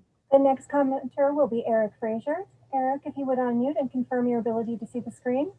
Yes, thank you. Thank you for allowing me to comment again. My name is Eric Frazier, and I head up an organization called Truth in Tourism. We're an ad hoc organization that concerns itself with the truth. I'm also an STR host in the commercial zone in Santa Rosa. It's worth noting that the urgency ordinance requires a basis of fact. In fact, any ordinance should require facts. And facts are in short supply in this presentation. That's why we requested through a CPRA request backup information about all the information that staff has provided today. We allege that most of it is not factual. And in fact, what we may be seeing is conspiracy between planning, code enforcement, and police department to cover up how they can actually address these issues with existing ordinances and laws. There's a few of my other notes as well. Not only is the information not factual, but they're talking about a third party called Granicus, which has a history of hyping problems which don't exist. You guys misstate the occupancy rate, the number of units that are actually operating as STRs. You did not talk about how the platforms like Airbnb and VRBO collect taxes and prepare to remit them to government if there's a reciprocal agreement in place. Santa Rosa has not engaged these platforms to talk about that. Also with these platforms, there's no discussion about the regulations and the verification that hosts and guests go through, and the emergency preparation and reactions to emergencies to house victims, first responders. Oh my goodness, so much. So yes, the city and the police department is manufacturing tension. I feel bad for the people in Montecito Heights because they're being victimized when there are in fact ordinances on the books to address noise, use violations and the like. Within the data that we've requested when it comes to complaints, and by the way, when it comes to these quality of life complaints, they should be enforced across everybody, every type of property, every resident, every guest. In fact, the person who creates the impact should pay. What you should do here is call for a workshop so that we can get to the factual basis of this. You should be asking Airbnb and VRBO representatives to be available to testify. One thing that was overlooked in the staff's presentation about other jurisdictions is the benefit of mandatory mediation when there's problems. I see my time is running out, but with 15 problematic houses and STRs representing less than 1% of our housing stock, I would say that you guys are making a mountain out of a molehill. Thank you. Thank you, Mr. Frazier. Eileen? The next commenter will be Michael Bryant. Yeah, I can see the screen. Wonderful. Please proceed. Yeah, I would like to just respond to a couple things that I've heard and not repeat much of what I've heard. I do appreciate the comprehensive presentation. I do feel like the City Council is listening. This is an urgent concern. I'm a Santa Rosa resident that also lives in the Montecito Meadows area. Now, I have just a short 3-foot wire fence between myself and the problem property. I've never called the police. I believe their time should be spent on bigger issues, but I have had to come into my house because of profanity, drinking games, concern for some of their guests. I have grandchildren that visit us on weekends, and that's when it's the worst. We sometimes feel denied our own property. I don't know what facts are needed for somebody that has lived in their home for 35 years and have a comfortable relationship with our neighbors about safety and common concerns. And all of a sudden there's a commercial enterprise, a hotel with hot tubs and huge decks and amplified music. And we have a fire pit that's only maybe 20, 25 yards from the fence. And we have a garage not that far from the fence as well. And we could carry on a conversation like I am with you to the folks sitting in the fire pit, and there's no visual barrier. I refuse to engage with any of the guests because I would be fearful that something might be thrown at me and they could hit me from the fire pit to my, fence. And I don't need any facts other than this is tremendously emotionally devastating. And I think that should be disallowed in a residential area. And I do appreciate the council helping with this regulations. Self-regulation doesn't work. The owner of the property can't do anything about extra guests arriving, 30 or 40 people attending an event when 4 people signed the contract with the owner. That's my feelings. Thank you for listening. Thank you, Michael. Eileen. Yes, the next commenter will be Kay Top. Just one moment, please, while I reset.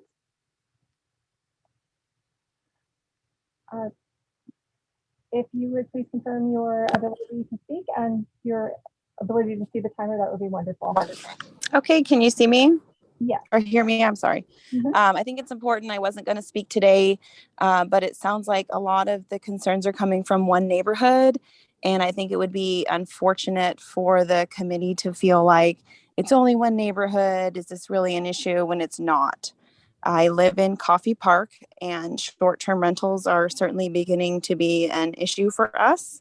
I think there's definitely one on my street, and I think the one behind, and I don't have a concentration map like you guys do, but one of the biggest issues is affordability in this community. And when you're talking about new homes and the resale value, the only people that are going to be able to afford that are the people that are buying up all of these properties and making them into short-term rentals.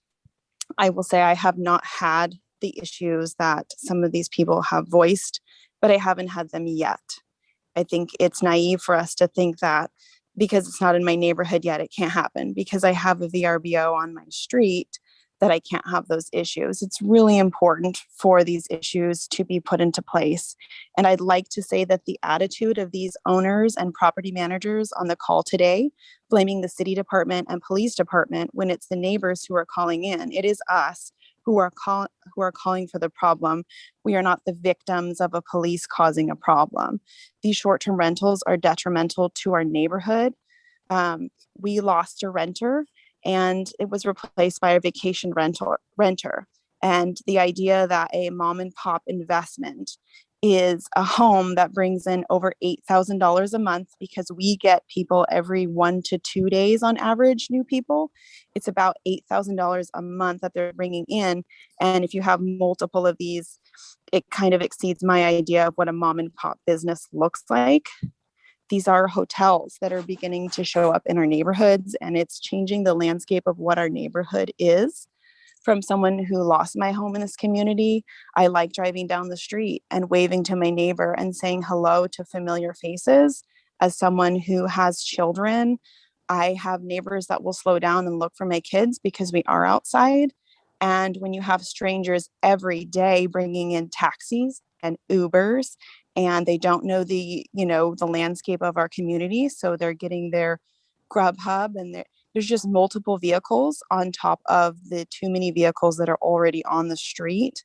It's a dangerous place for my family to be. And when you rebuild and you come to this community, and our community, which is very strong, I do feel that the city dropped the ball on that. The county does not allow, and I would like you guys to add, moving forward, any fire zones, that they do not allow any VRBOs because this is taking place. And I appreciate you hearing me today. Thank you. Thank you. Eileen. Yes, we have Patty Levine. Patty, if you would confirm your ability to speak so that you can see the screen. Hi, yes, I can. Thank you. Thank you to everybody for your time today. I just wanted to say a couple things. I too live in Montecito Meadows, next door to the house in question. And I guess I would ask, I would like something done urgently. And I don't know if that's from this committee, the city council, the police, but we cannot continue to deal with this. I don't want to deal with this next weekend or the weekend after. And so I guess I would like to ask, when I'm done speaking, what can we do to stop this activity at this home immediately? The owner is not accountable and tells untruths. When we talk about truth earlier, when I texted him recently to say, there is yet another wedding at your house, he said, it's not a wedding, it's a wedding reception, as if that was okay. With 30 people, we've had up to 70 people at that home. I have called the police only one time because I know my neighbors are calling, and I don't want to continue burdening the police. I also feel in this particular case, this our next door neighbor says, well, my house sleeps 15. So I'd like to also ask that when we think about regulations, just because someone's house sleeps 15 because they've prepared it to be hotel-like, I would ask that the regulations take into account that 15 people in a neighborhood is not congruent with neighborhood living. So again, I would just really thank you for your time. I'd like to say, please give us some information on how we can work with whatever agency to discontinue this immediately. Thanks. Thanks, Patty. Eileen. The next speaker will be Paul Olin. Paul, if you would confirm that you are unmuted and that you are able to see the screen.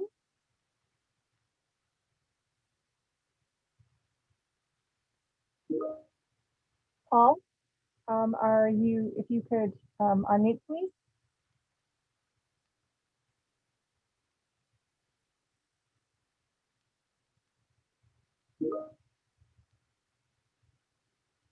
Unfortunately, we are not able to hear Mr. Olin.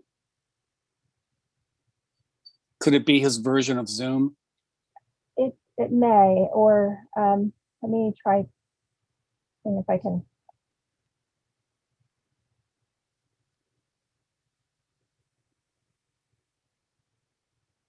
Paul, if you could see if we're able to hear you.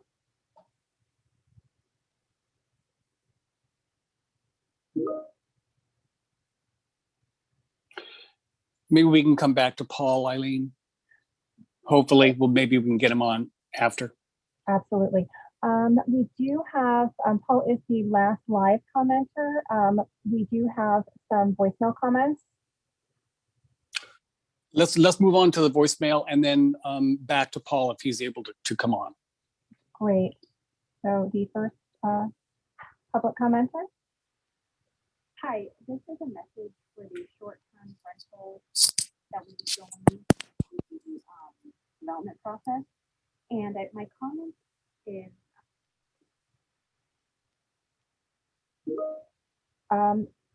I apologize, her comment cut out. I will make sure that the comment is transcribed and provided to the members. Thank you. One, thank you for allowing us to provide a comment on this. I understand that we'll be providing, a specific ordinance. And I wanted to request that the city consider what the city can do to short-term rental operators and helping them efficiently and effectively, safely operate their business. One example is instead of having complaints going to a non-emergency police phone number, is there a different department that can handle short-term rental complaints? Maybe we can save non-emergency police calls for those.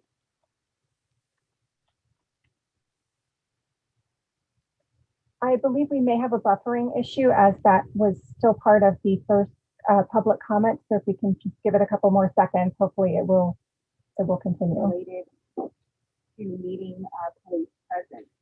My other comment is that I would like Ecology, the trash collector, to offer a curbside pickup of containers.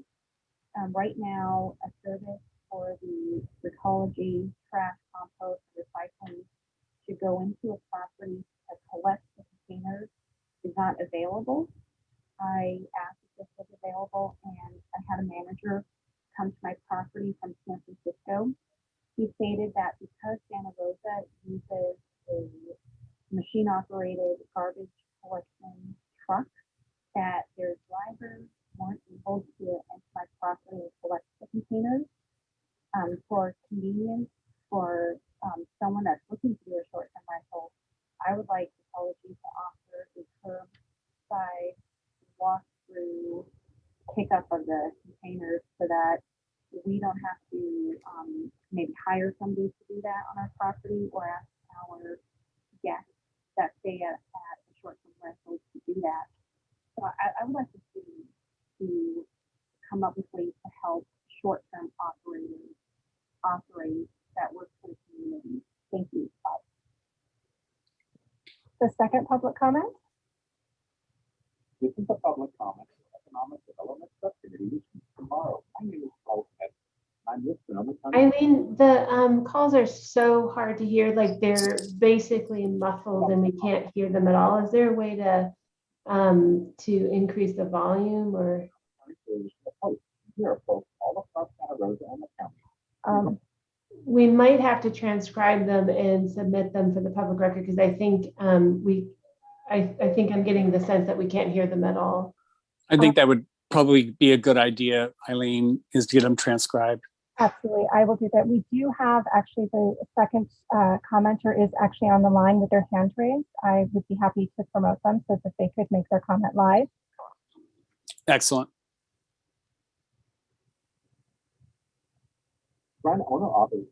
Hi, my name is Charles Metz, and I'm with Sonoma County Coalition of Hopes, and we're folks all across Santa Rosa and the county who run owner-operated short-term rentals. And we overwhelmingly believe what we do benefits employees, workers, visitors, and all citizens of Santa Rosa. We'd like to offer the following endorsed and opposed positions and positions we think need more work, which anyone can view on our website, SonomaCountyCoalitionOfHosts.com. We endorse working with the city to implement a reasonable permitting process. We believe a better way to regulate the number of vacation rentals is to limit the number of permits one owner can be issued to 3. This is recommended over any type of density limits or proximity caps. We endorse a local contact available 24/7, including a permit number in advertisements, requiring evacuation and cancellation at evacuation warning stage, limiting outdoor fires. We endorse initial safety inspections, but oppose annual creation of a guest manual, notifying adjacent property owners, property manager certification, distinguishing between hosted and non-hosted short-term rentals, and allow transferability. We feel there are policy proposals that need more study, like limiting total occupancy of day and night guests and number of vehicles. We encourage the development of standards for temporary use permits for events and escalating fine structure for violations. There are proposals we strongly oppose. We believe that all license should automatically be renewal unless the license has been revoked with due process or abandoned. Prohibiting certain zoning districts and housing types, limiting number of rental nights per year, requiring landline phone service. We recommend a NOAA radio. We suggest keeping in line with the county's 10 p.m. to 7 a.m. quiet hours, requiring screening of outdoor activity areas. The current transient occupancy tax ordinance is sufficient and the only taxation necessary, and we strongly oppose an urgency ordinance. We'd like to offer ideas we have, like allow residents to permit alternative eco-friendly forms of housing for long or short-term use, which you can read more about on our website. Allow short-term use of ADUs and JADUs. We look forward to collaborating with the Economic Development Subcommittee, Planning Department, and Santa Rosa City Council to formulate fair, equitable, and reasonable regulations. Thank you. Thank you. Any other voice comments, Eileen? We do have one more voicemail, but based on the technical issues we're having, I will transcribe the voicemail comments that we have and republish the agenda with those comments attached. Okay, outstanding. And I know we had a number of letters or emails, and those will be made available to the committee members. Those you should have them. Additionally, I would like to see if we can let Mr. Olin speak, see if his audio comes through clearly this time. Sure, and we did receive those the other communiques. I mean, you did send them to us, and they were received. Thank you. And let's go ahead with the next speaker. Paul, if you could confirm that you're able to speak and able to see the screen, please.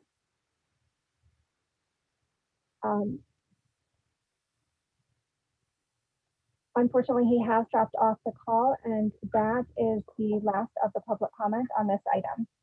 Okay, thank you, Eileen. Let's bring it back to the full screen, and I'll go to our council members for additional questions after the public comment. Or actually questions or comments. Let's go for questions first, and then we'll move directly into comments. Any questions from the council? I do, if I could. Well, what is the difference between the commercial and the residential uses or permittable uses, especially with events?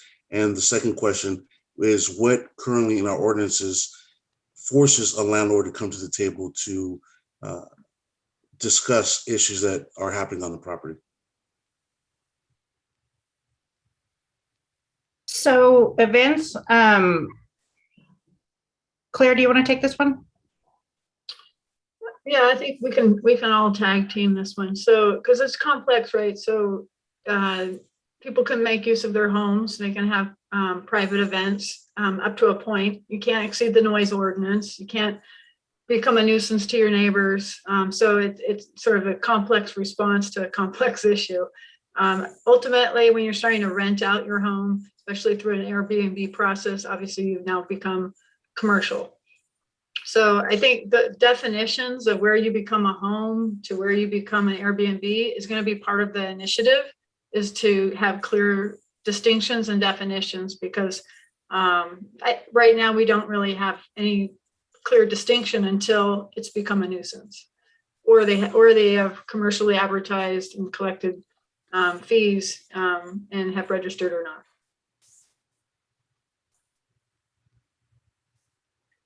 Thank you, Claire. And in regards to the second question of what forces a landlord to come to the table to discuss the issues that arise from the neighbors? I'm sorry, I didn't quite hear that question. What forces a landlord to come to the table when issues are brought forward by the neighbors in regards to ordinances that we may have in place?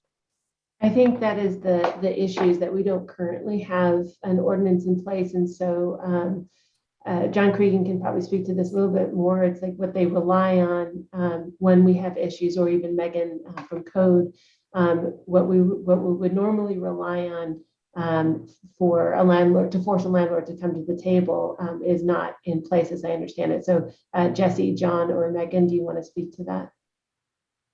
Yeah, we can talk, and Jesse or Megan may have some more details. We've come together as a city group, though, and Jesse and Cherry have been a key part of that, and Megan, that we've come together examining what are some of the current ordinances. And one of the callers mentioned about how there are other ordinances that already handle this.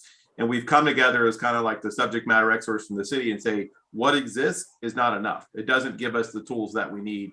And there are some like nuisance ordinances and noise ordinances, but they're not designed for this specific issue. And so it makes them difficult to enforce and really have any teeth behind them. So what we're seeing is some of the best practices across, not only here in Sonoma County, but across California, is putting specific ordinances targeted toward this specific offense. And then it helps give our staff, and I honestly think what it does, it gives the neighbors and it gives even the homeowners, it gives them like clear guidelines so they understand. And right now there's just not a whole lot of clarity here in the city of Santa Rosa. So it leads to frustrations, and it leads to frustrations on all the parts, from the neighbors, from the short-term rental operators, and from the residents, because we're not giving a very clear guidelines as a city.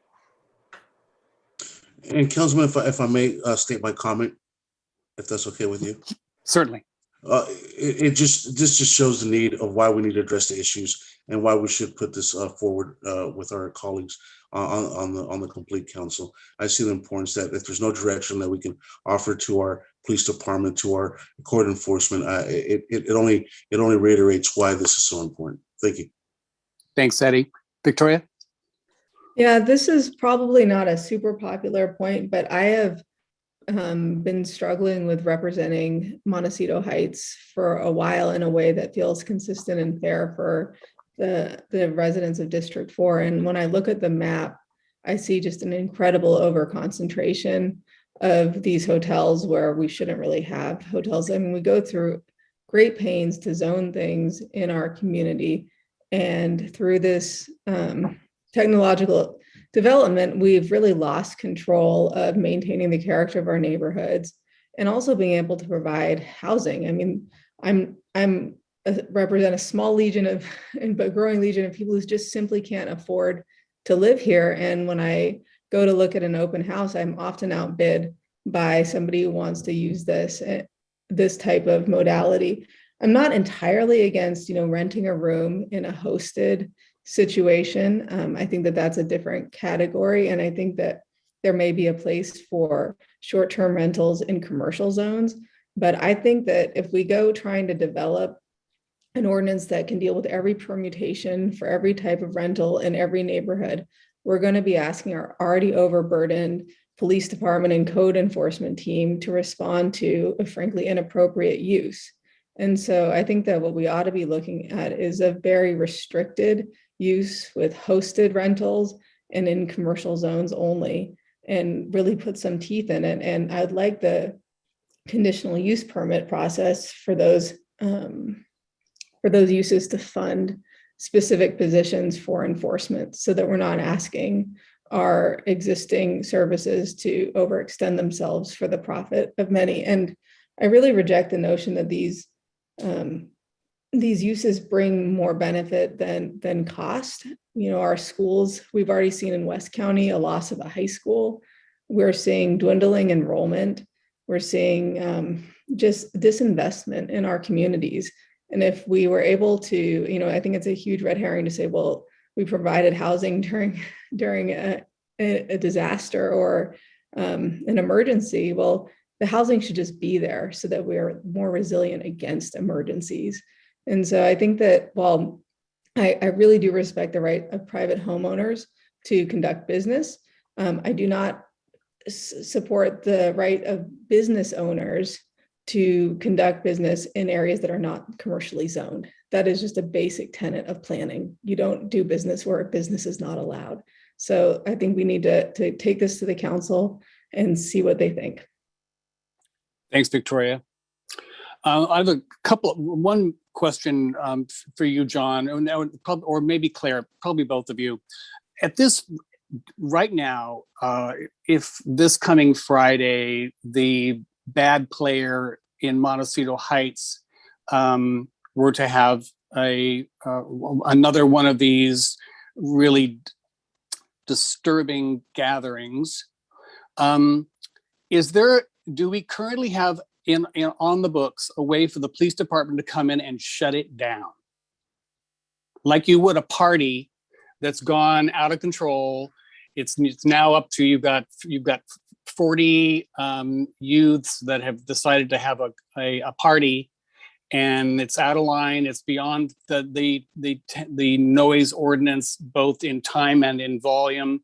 Do we have any legal right to shut it down? And in this case, it would mean the people would have to leave the residence. Do we have anything on the books that could allow that to happen? We have a party ordinance, but some of it's easier to say on paper that you do it, not so much in reality, because these calls, like party calls, are low pending calls, and with call volume on the weekend, it'll stack and sometimes pin for 45 minutes to even an hour and a half, 2 hours before an officer goes out to a party call when it's just a noise disturbance. So the current process is they could contact their residents and they give them like a warning violation saying, hey, it's a party violation. If we come back out here, we're going to cite, but it's designed more for the homeowner that you would cite, like for someone who's just having a barbecue at their house on the weekend that's getting too rowdy. And then they would cite that homeowner under a city ordinance infraction citation. And it would require the neighbor to sign like basically a citizen arrest form. So it's kind of a procedure that you go through.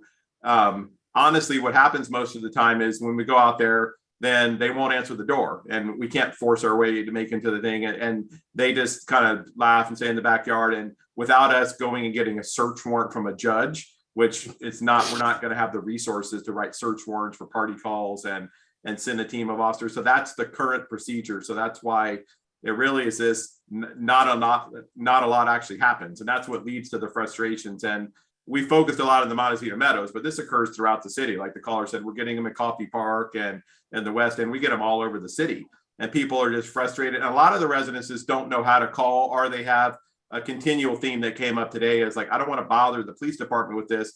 So they just get frustrated, and the frustration grows. And that's why we're trying to really organize some of the city response so people know what we can do and kind of bring some of the different key players here between code enforcement and planning and the police department, and then kind of start presenting toward our our elected officials of kind of like, we need some help for this because the current plan, this is not working for us. Exactly. Well, I appreciate that. Did you want to add something, Claire? Yeah, and John's absolutely right. So we're addressing these as one-offs, right? So it happens typically over the weekend, and then the police gets called for the immediate response. By the time code enforcement gets involved on Monday, the offense is over, police has moved on, code enforcement is, getting to work on their priorities for the week. What staff's really collectively asking for is a way to address revocation of a permit, because so if you have systemic enforcement issues with a property, now we have a progressive policy. We can get code enforcement on a longer timeline to work with that property owner that has real consequences for that property owner. But there's lots of checks and balances to get their voluntary compliance, because it actually has teeth on the other end. And so that's kind of what we're asking for is right now we don't have a permit, so we don't have anything to revoke. So when we go to enforce or to work with the property owner, it's in the immediate of the event, not a systemic issue. Right. That's an important point. Victoria, did you have a comment? Yeah, Claire, when you say we don't have anything to revoke, what's to say that an owner would continue to be operating without a permit as they are now if they were to have one revoked? I mean, my concern is we go through all this effort to put in a permitting process and they get their permit revoked and they're like, well, screw it, there's no bandwidth for the city to deal with this. So we're just going to continue to do what we do unpermitted. Yeah, and I'll look to Jesse to talk about our progressive process for code enforcement, because in the end, we get them to comply. There's a lot of voluntary compliance that happens way ahead of penalties and whatnot. And Jesse can talk about how that works and sort of what leverage that we have. Thank you. Sure, thank you, Claire. So yeah, the process is essentially a timeline for progressive but voluntary compliance. And eventually we end up with recordations of violation. Right now the process is, we would end up with a recordation of violation on the property. Eventually continued non-compliance, say we just have someone that continues to not want to go down the path. We end up, typically it would be in some sort of a hearing, either an administrative hearing or a Board of Building Regulation Appeals. Administrative hearing is typically the process these end up when they just fail to comply. That is much like a court setting where the administrative hearing officer has the authority to order property owners to comply and potentially pay recovery costs for staff time. And if an ordinance is enacted, also pay fines with an ordinance that has fines built into it. And Jeff will likely be able to get into it a little bit farther. When we go to this period, when we actually get to an administrative hearing and they're ordered to do something, and then we finally have a failure, then we move with our city attorney's group, and then we go down additional pathways with Superior Court. That's a little bit overly simplified, and to go down that path is something I think Jeff could clarify a little more for us. And I just add one more thing, excuse me. So that addresses the long-term strategy for enforcement, and that builds over time, and word gets out that we have a progressive policy, and this is the ultimate teeth at the end of a long progressive code enforcement path.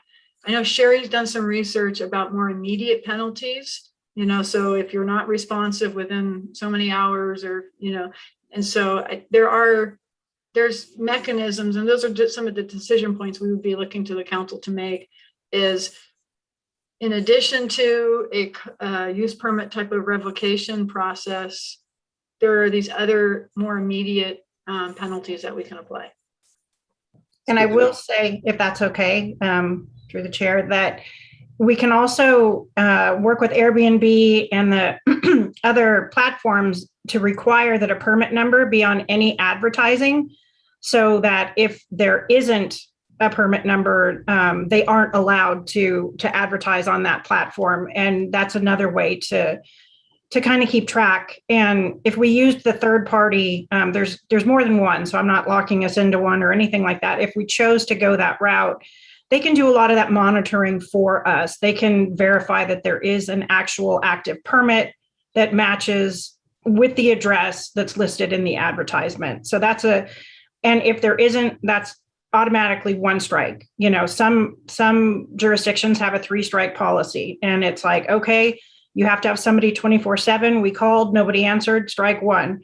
You have to have the complaint resolved within an hour. You didn't do that, strike 2. You know, there's, as Claire was mentioning, there's different ways to handle the immediate for those that at least we can keep track of. Thank you for that. Jeff, did you have anything you wanted to add? Not really. I think, you know, you've heard from the real subject matter experts. It sounds like there are some remedies on the books now, but they're quite limited. And then there's going to be some policy choices that are going to be presented either back to this committee or to the council. And it sounds like there's a whole host of them in determining how this ordinance is going to be crafted. And then, of course, the other issue is whether you're going to go urgency or not. But I'm just kind of teeing off what I see are the big issues here. Thank you. Well, I'll start with, I think my questions have been answered. I'd like to circle back to the policy considerations. First of all, I would like to refer to the urgency concept. I am in favor of going to the council with a request for an urgency ordinance. The very first part of it refers to the preservation of public peace. And unfortunately, the bad players are creating a burden on those that are quietly running weekend rentals. But that is often the case where the bad players bring the hammer down on everyone. But I'll put it, you know, we'll have to have a motion and a vote on whether or not to bring that urgency piece to the council. But in looking at the policies and the policy considerations, they are voluminous, but they are not onerous. The majority of them, in my opinion. I mean, it looks like a lot of restrictions, but a lot of it is just common sense and pieces that could be put into an ordinance. I'm really concerned about what's going on in Montecito Heights, and I'm definitely not interested in coming up with anything that allows for that kind of behavior to go on week after week after week. They are clearly operating an event center and a hotel by its definition. I'm a very big protector of private property rights, but those rights come with responsibility. And I think that in this case, that responsibility has been ignored to a very, very high degree. I think what ultimately could happen if we bring this forward to the council for consideration is that the mayor could create a temporary.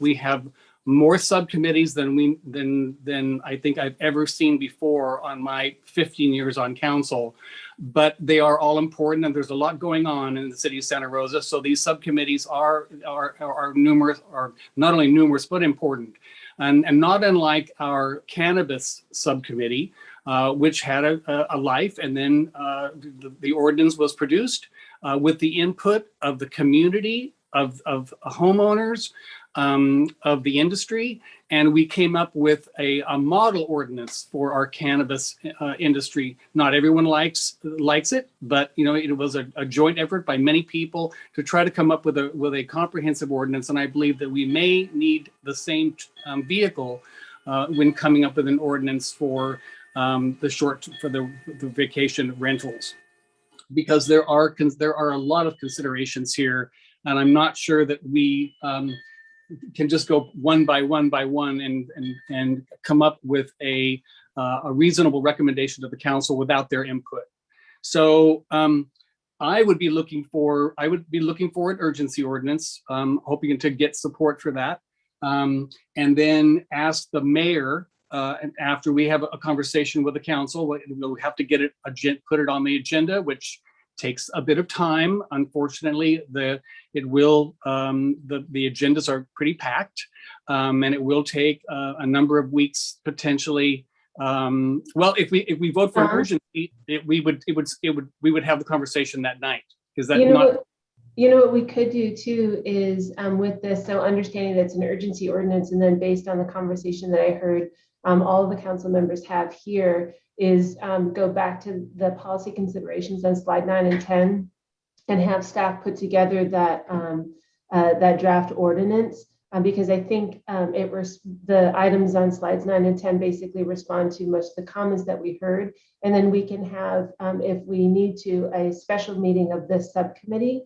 If it's, because we have other things that we have to get to as well in September, we might need maybe one additional special meeting of the subcommittee to see if we've heard all of the items. And then we can go forward with either the urgency ordinance or the or a study session if needed, whatever the direction from there is. But I think if we are looking for an urgency ordinance, we can streamline that process by consolidating the comments we heard today from council as it relates to 9 and 10, the policy considerations. And I think that will be an easier, more direct pathway.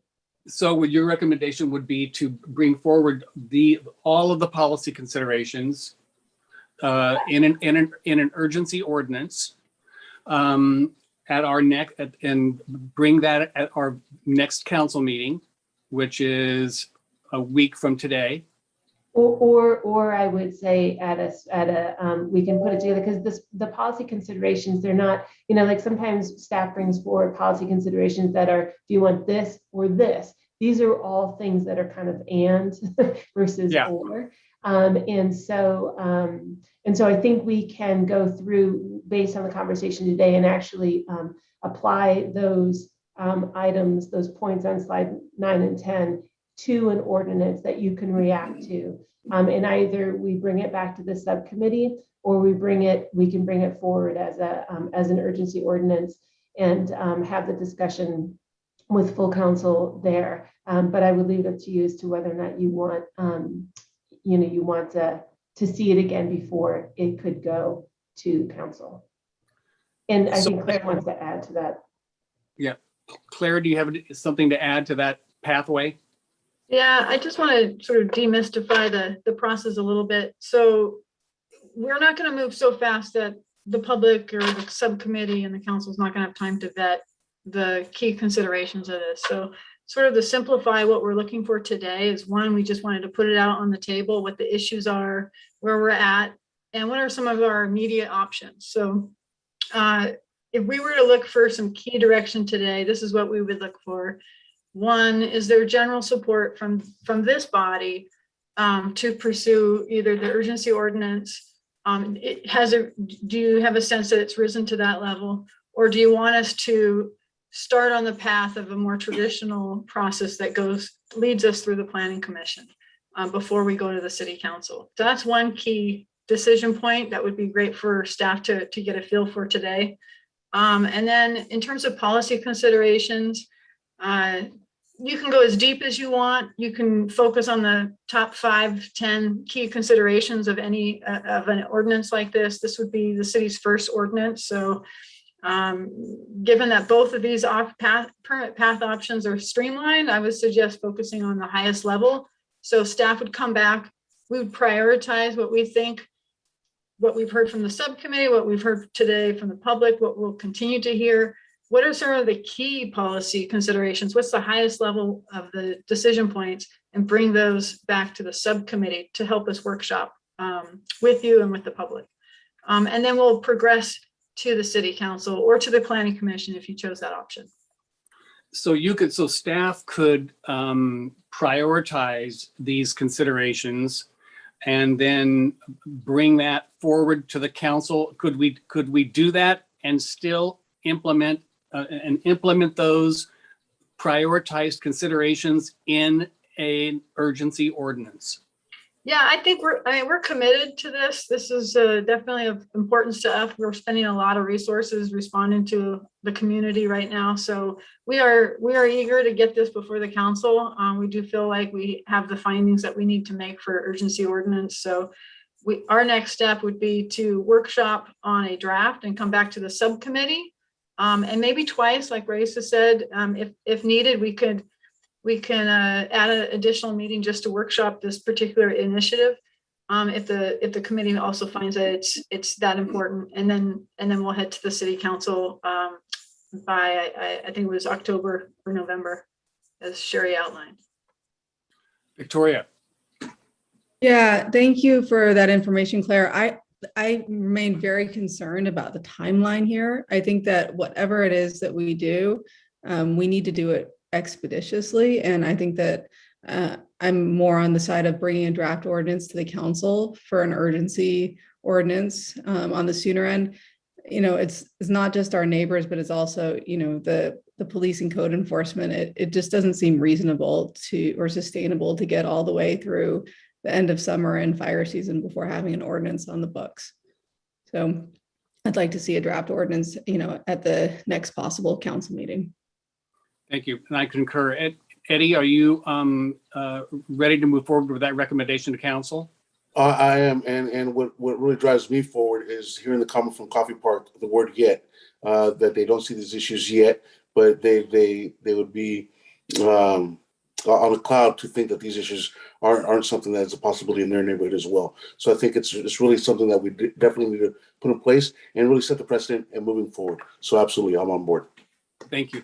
I think it's important for everyone to understand that we are looking to address certain serious bad behaviors, while at the same time allowing those that are following the rules to continue operating kind of quiet operation of their short-term rentals. So with that, we will look for an urgency ordinance with those policy considerations that staff brings forward as priorities. We will also inside of, I think it will be important to have all of the policy considerations at least available to the council to see, and the community, because if we're going to prioritize, there may be some that the council may want to ask, why isn't this particular one there, and be able to have those so that they have options to address concerns. And then we will also be having I'm not sure that we would be seeing, that this subcommittee would be seeing that recommendation before it went to the council. Is it your, Raisa, do you see this as going forward as quickly as possible to the council before it comes back to us yet again? I really honestly, I think it's at your discretion. I think we can take the considerations that are listed here and put them into a draft ordinance and either vet them through you or go through straight to for debate or consideration at full council. I appreciate that. And of course, I believe it's your decision. Okay, thank you. Well, I know that it will get a full airing. It will be on another one of our long council members, and as well it should be, given the number of people that it affects. For me, it's a quality of life issue, and as not all of the issues that we deal with as a council are so close to a quality of life as someone who has to live next to a hotel. And not clearly, they are in the minority, but this is not what people expected when they were. I'm sure this is not what people were expecting when they were hearing of short-term rentals.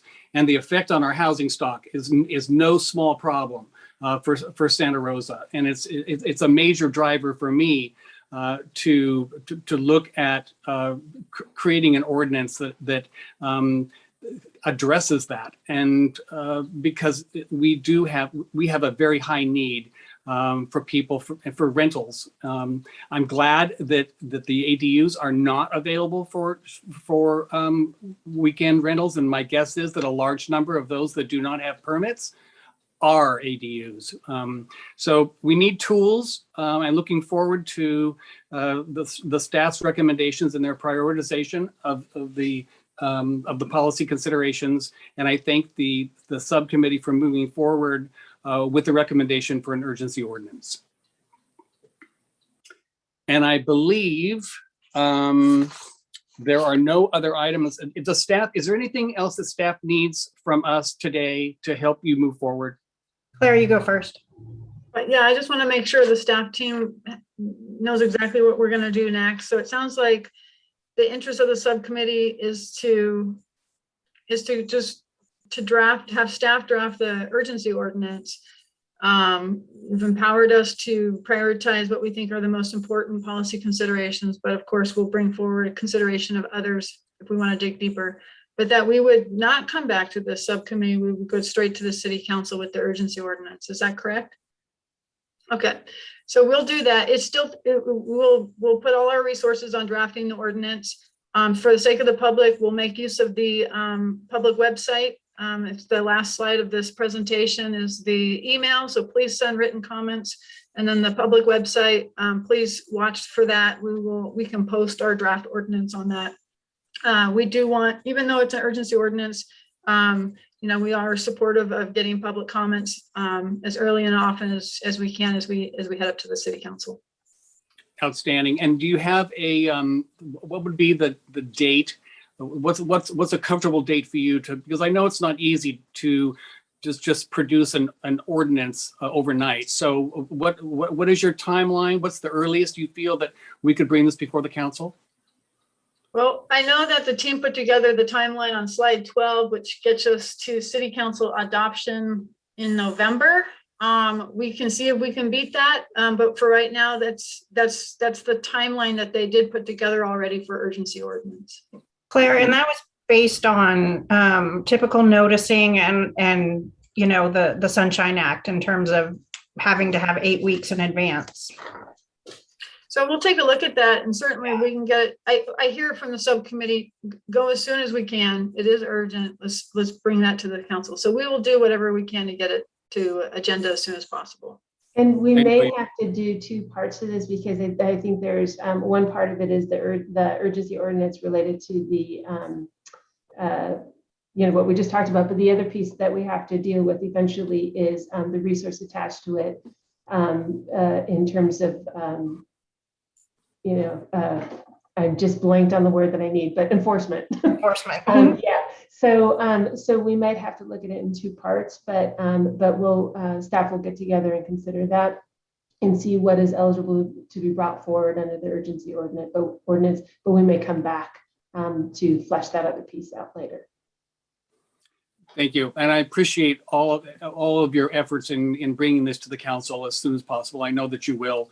And the community that is negatively affected by not having an ordinance thanks you for your expeditious work in bringing one forward, as do I and the rest of the subcommittee. And I believe that brings us, if there's nothing else, Ms. De La Rosa, are we completed for today's agenda and meeting? Marisa, you are on mute. Yeah, those are all the items, and we do have a full schedule because I think the last thing on there was next agendas. We do have a full schedule for September, where we'll be hearing potentially EIFD's childcare. We have a follow-up for the phase 1 and potentially next phases of that program. And then depending on what the outcome of the one-time fund discussions are, if there's anything prior to September, we have a number of other things on that and that we'll try to bring forward at that time as well. Okay, outstanding. Thank you for that update. And with that, this meeting is adjourned. Thank you all very much.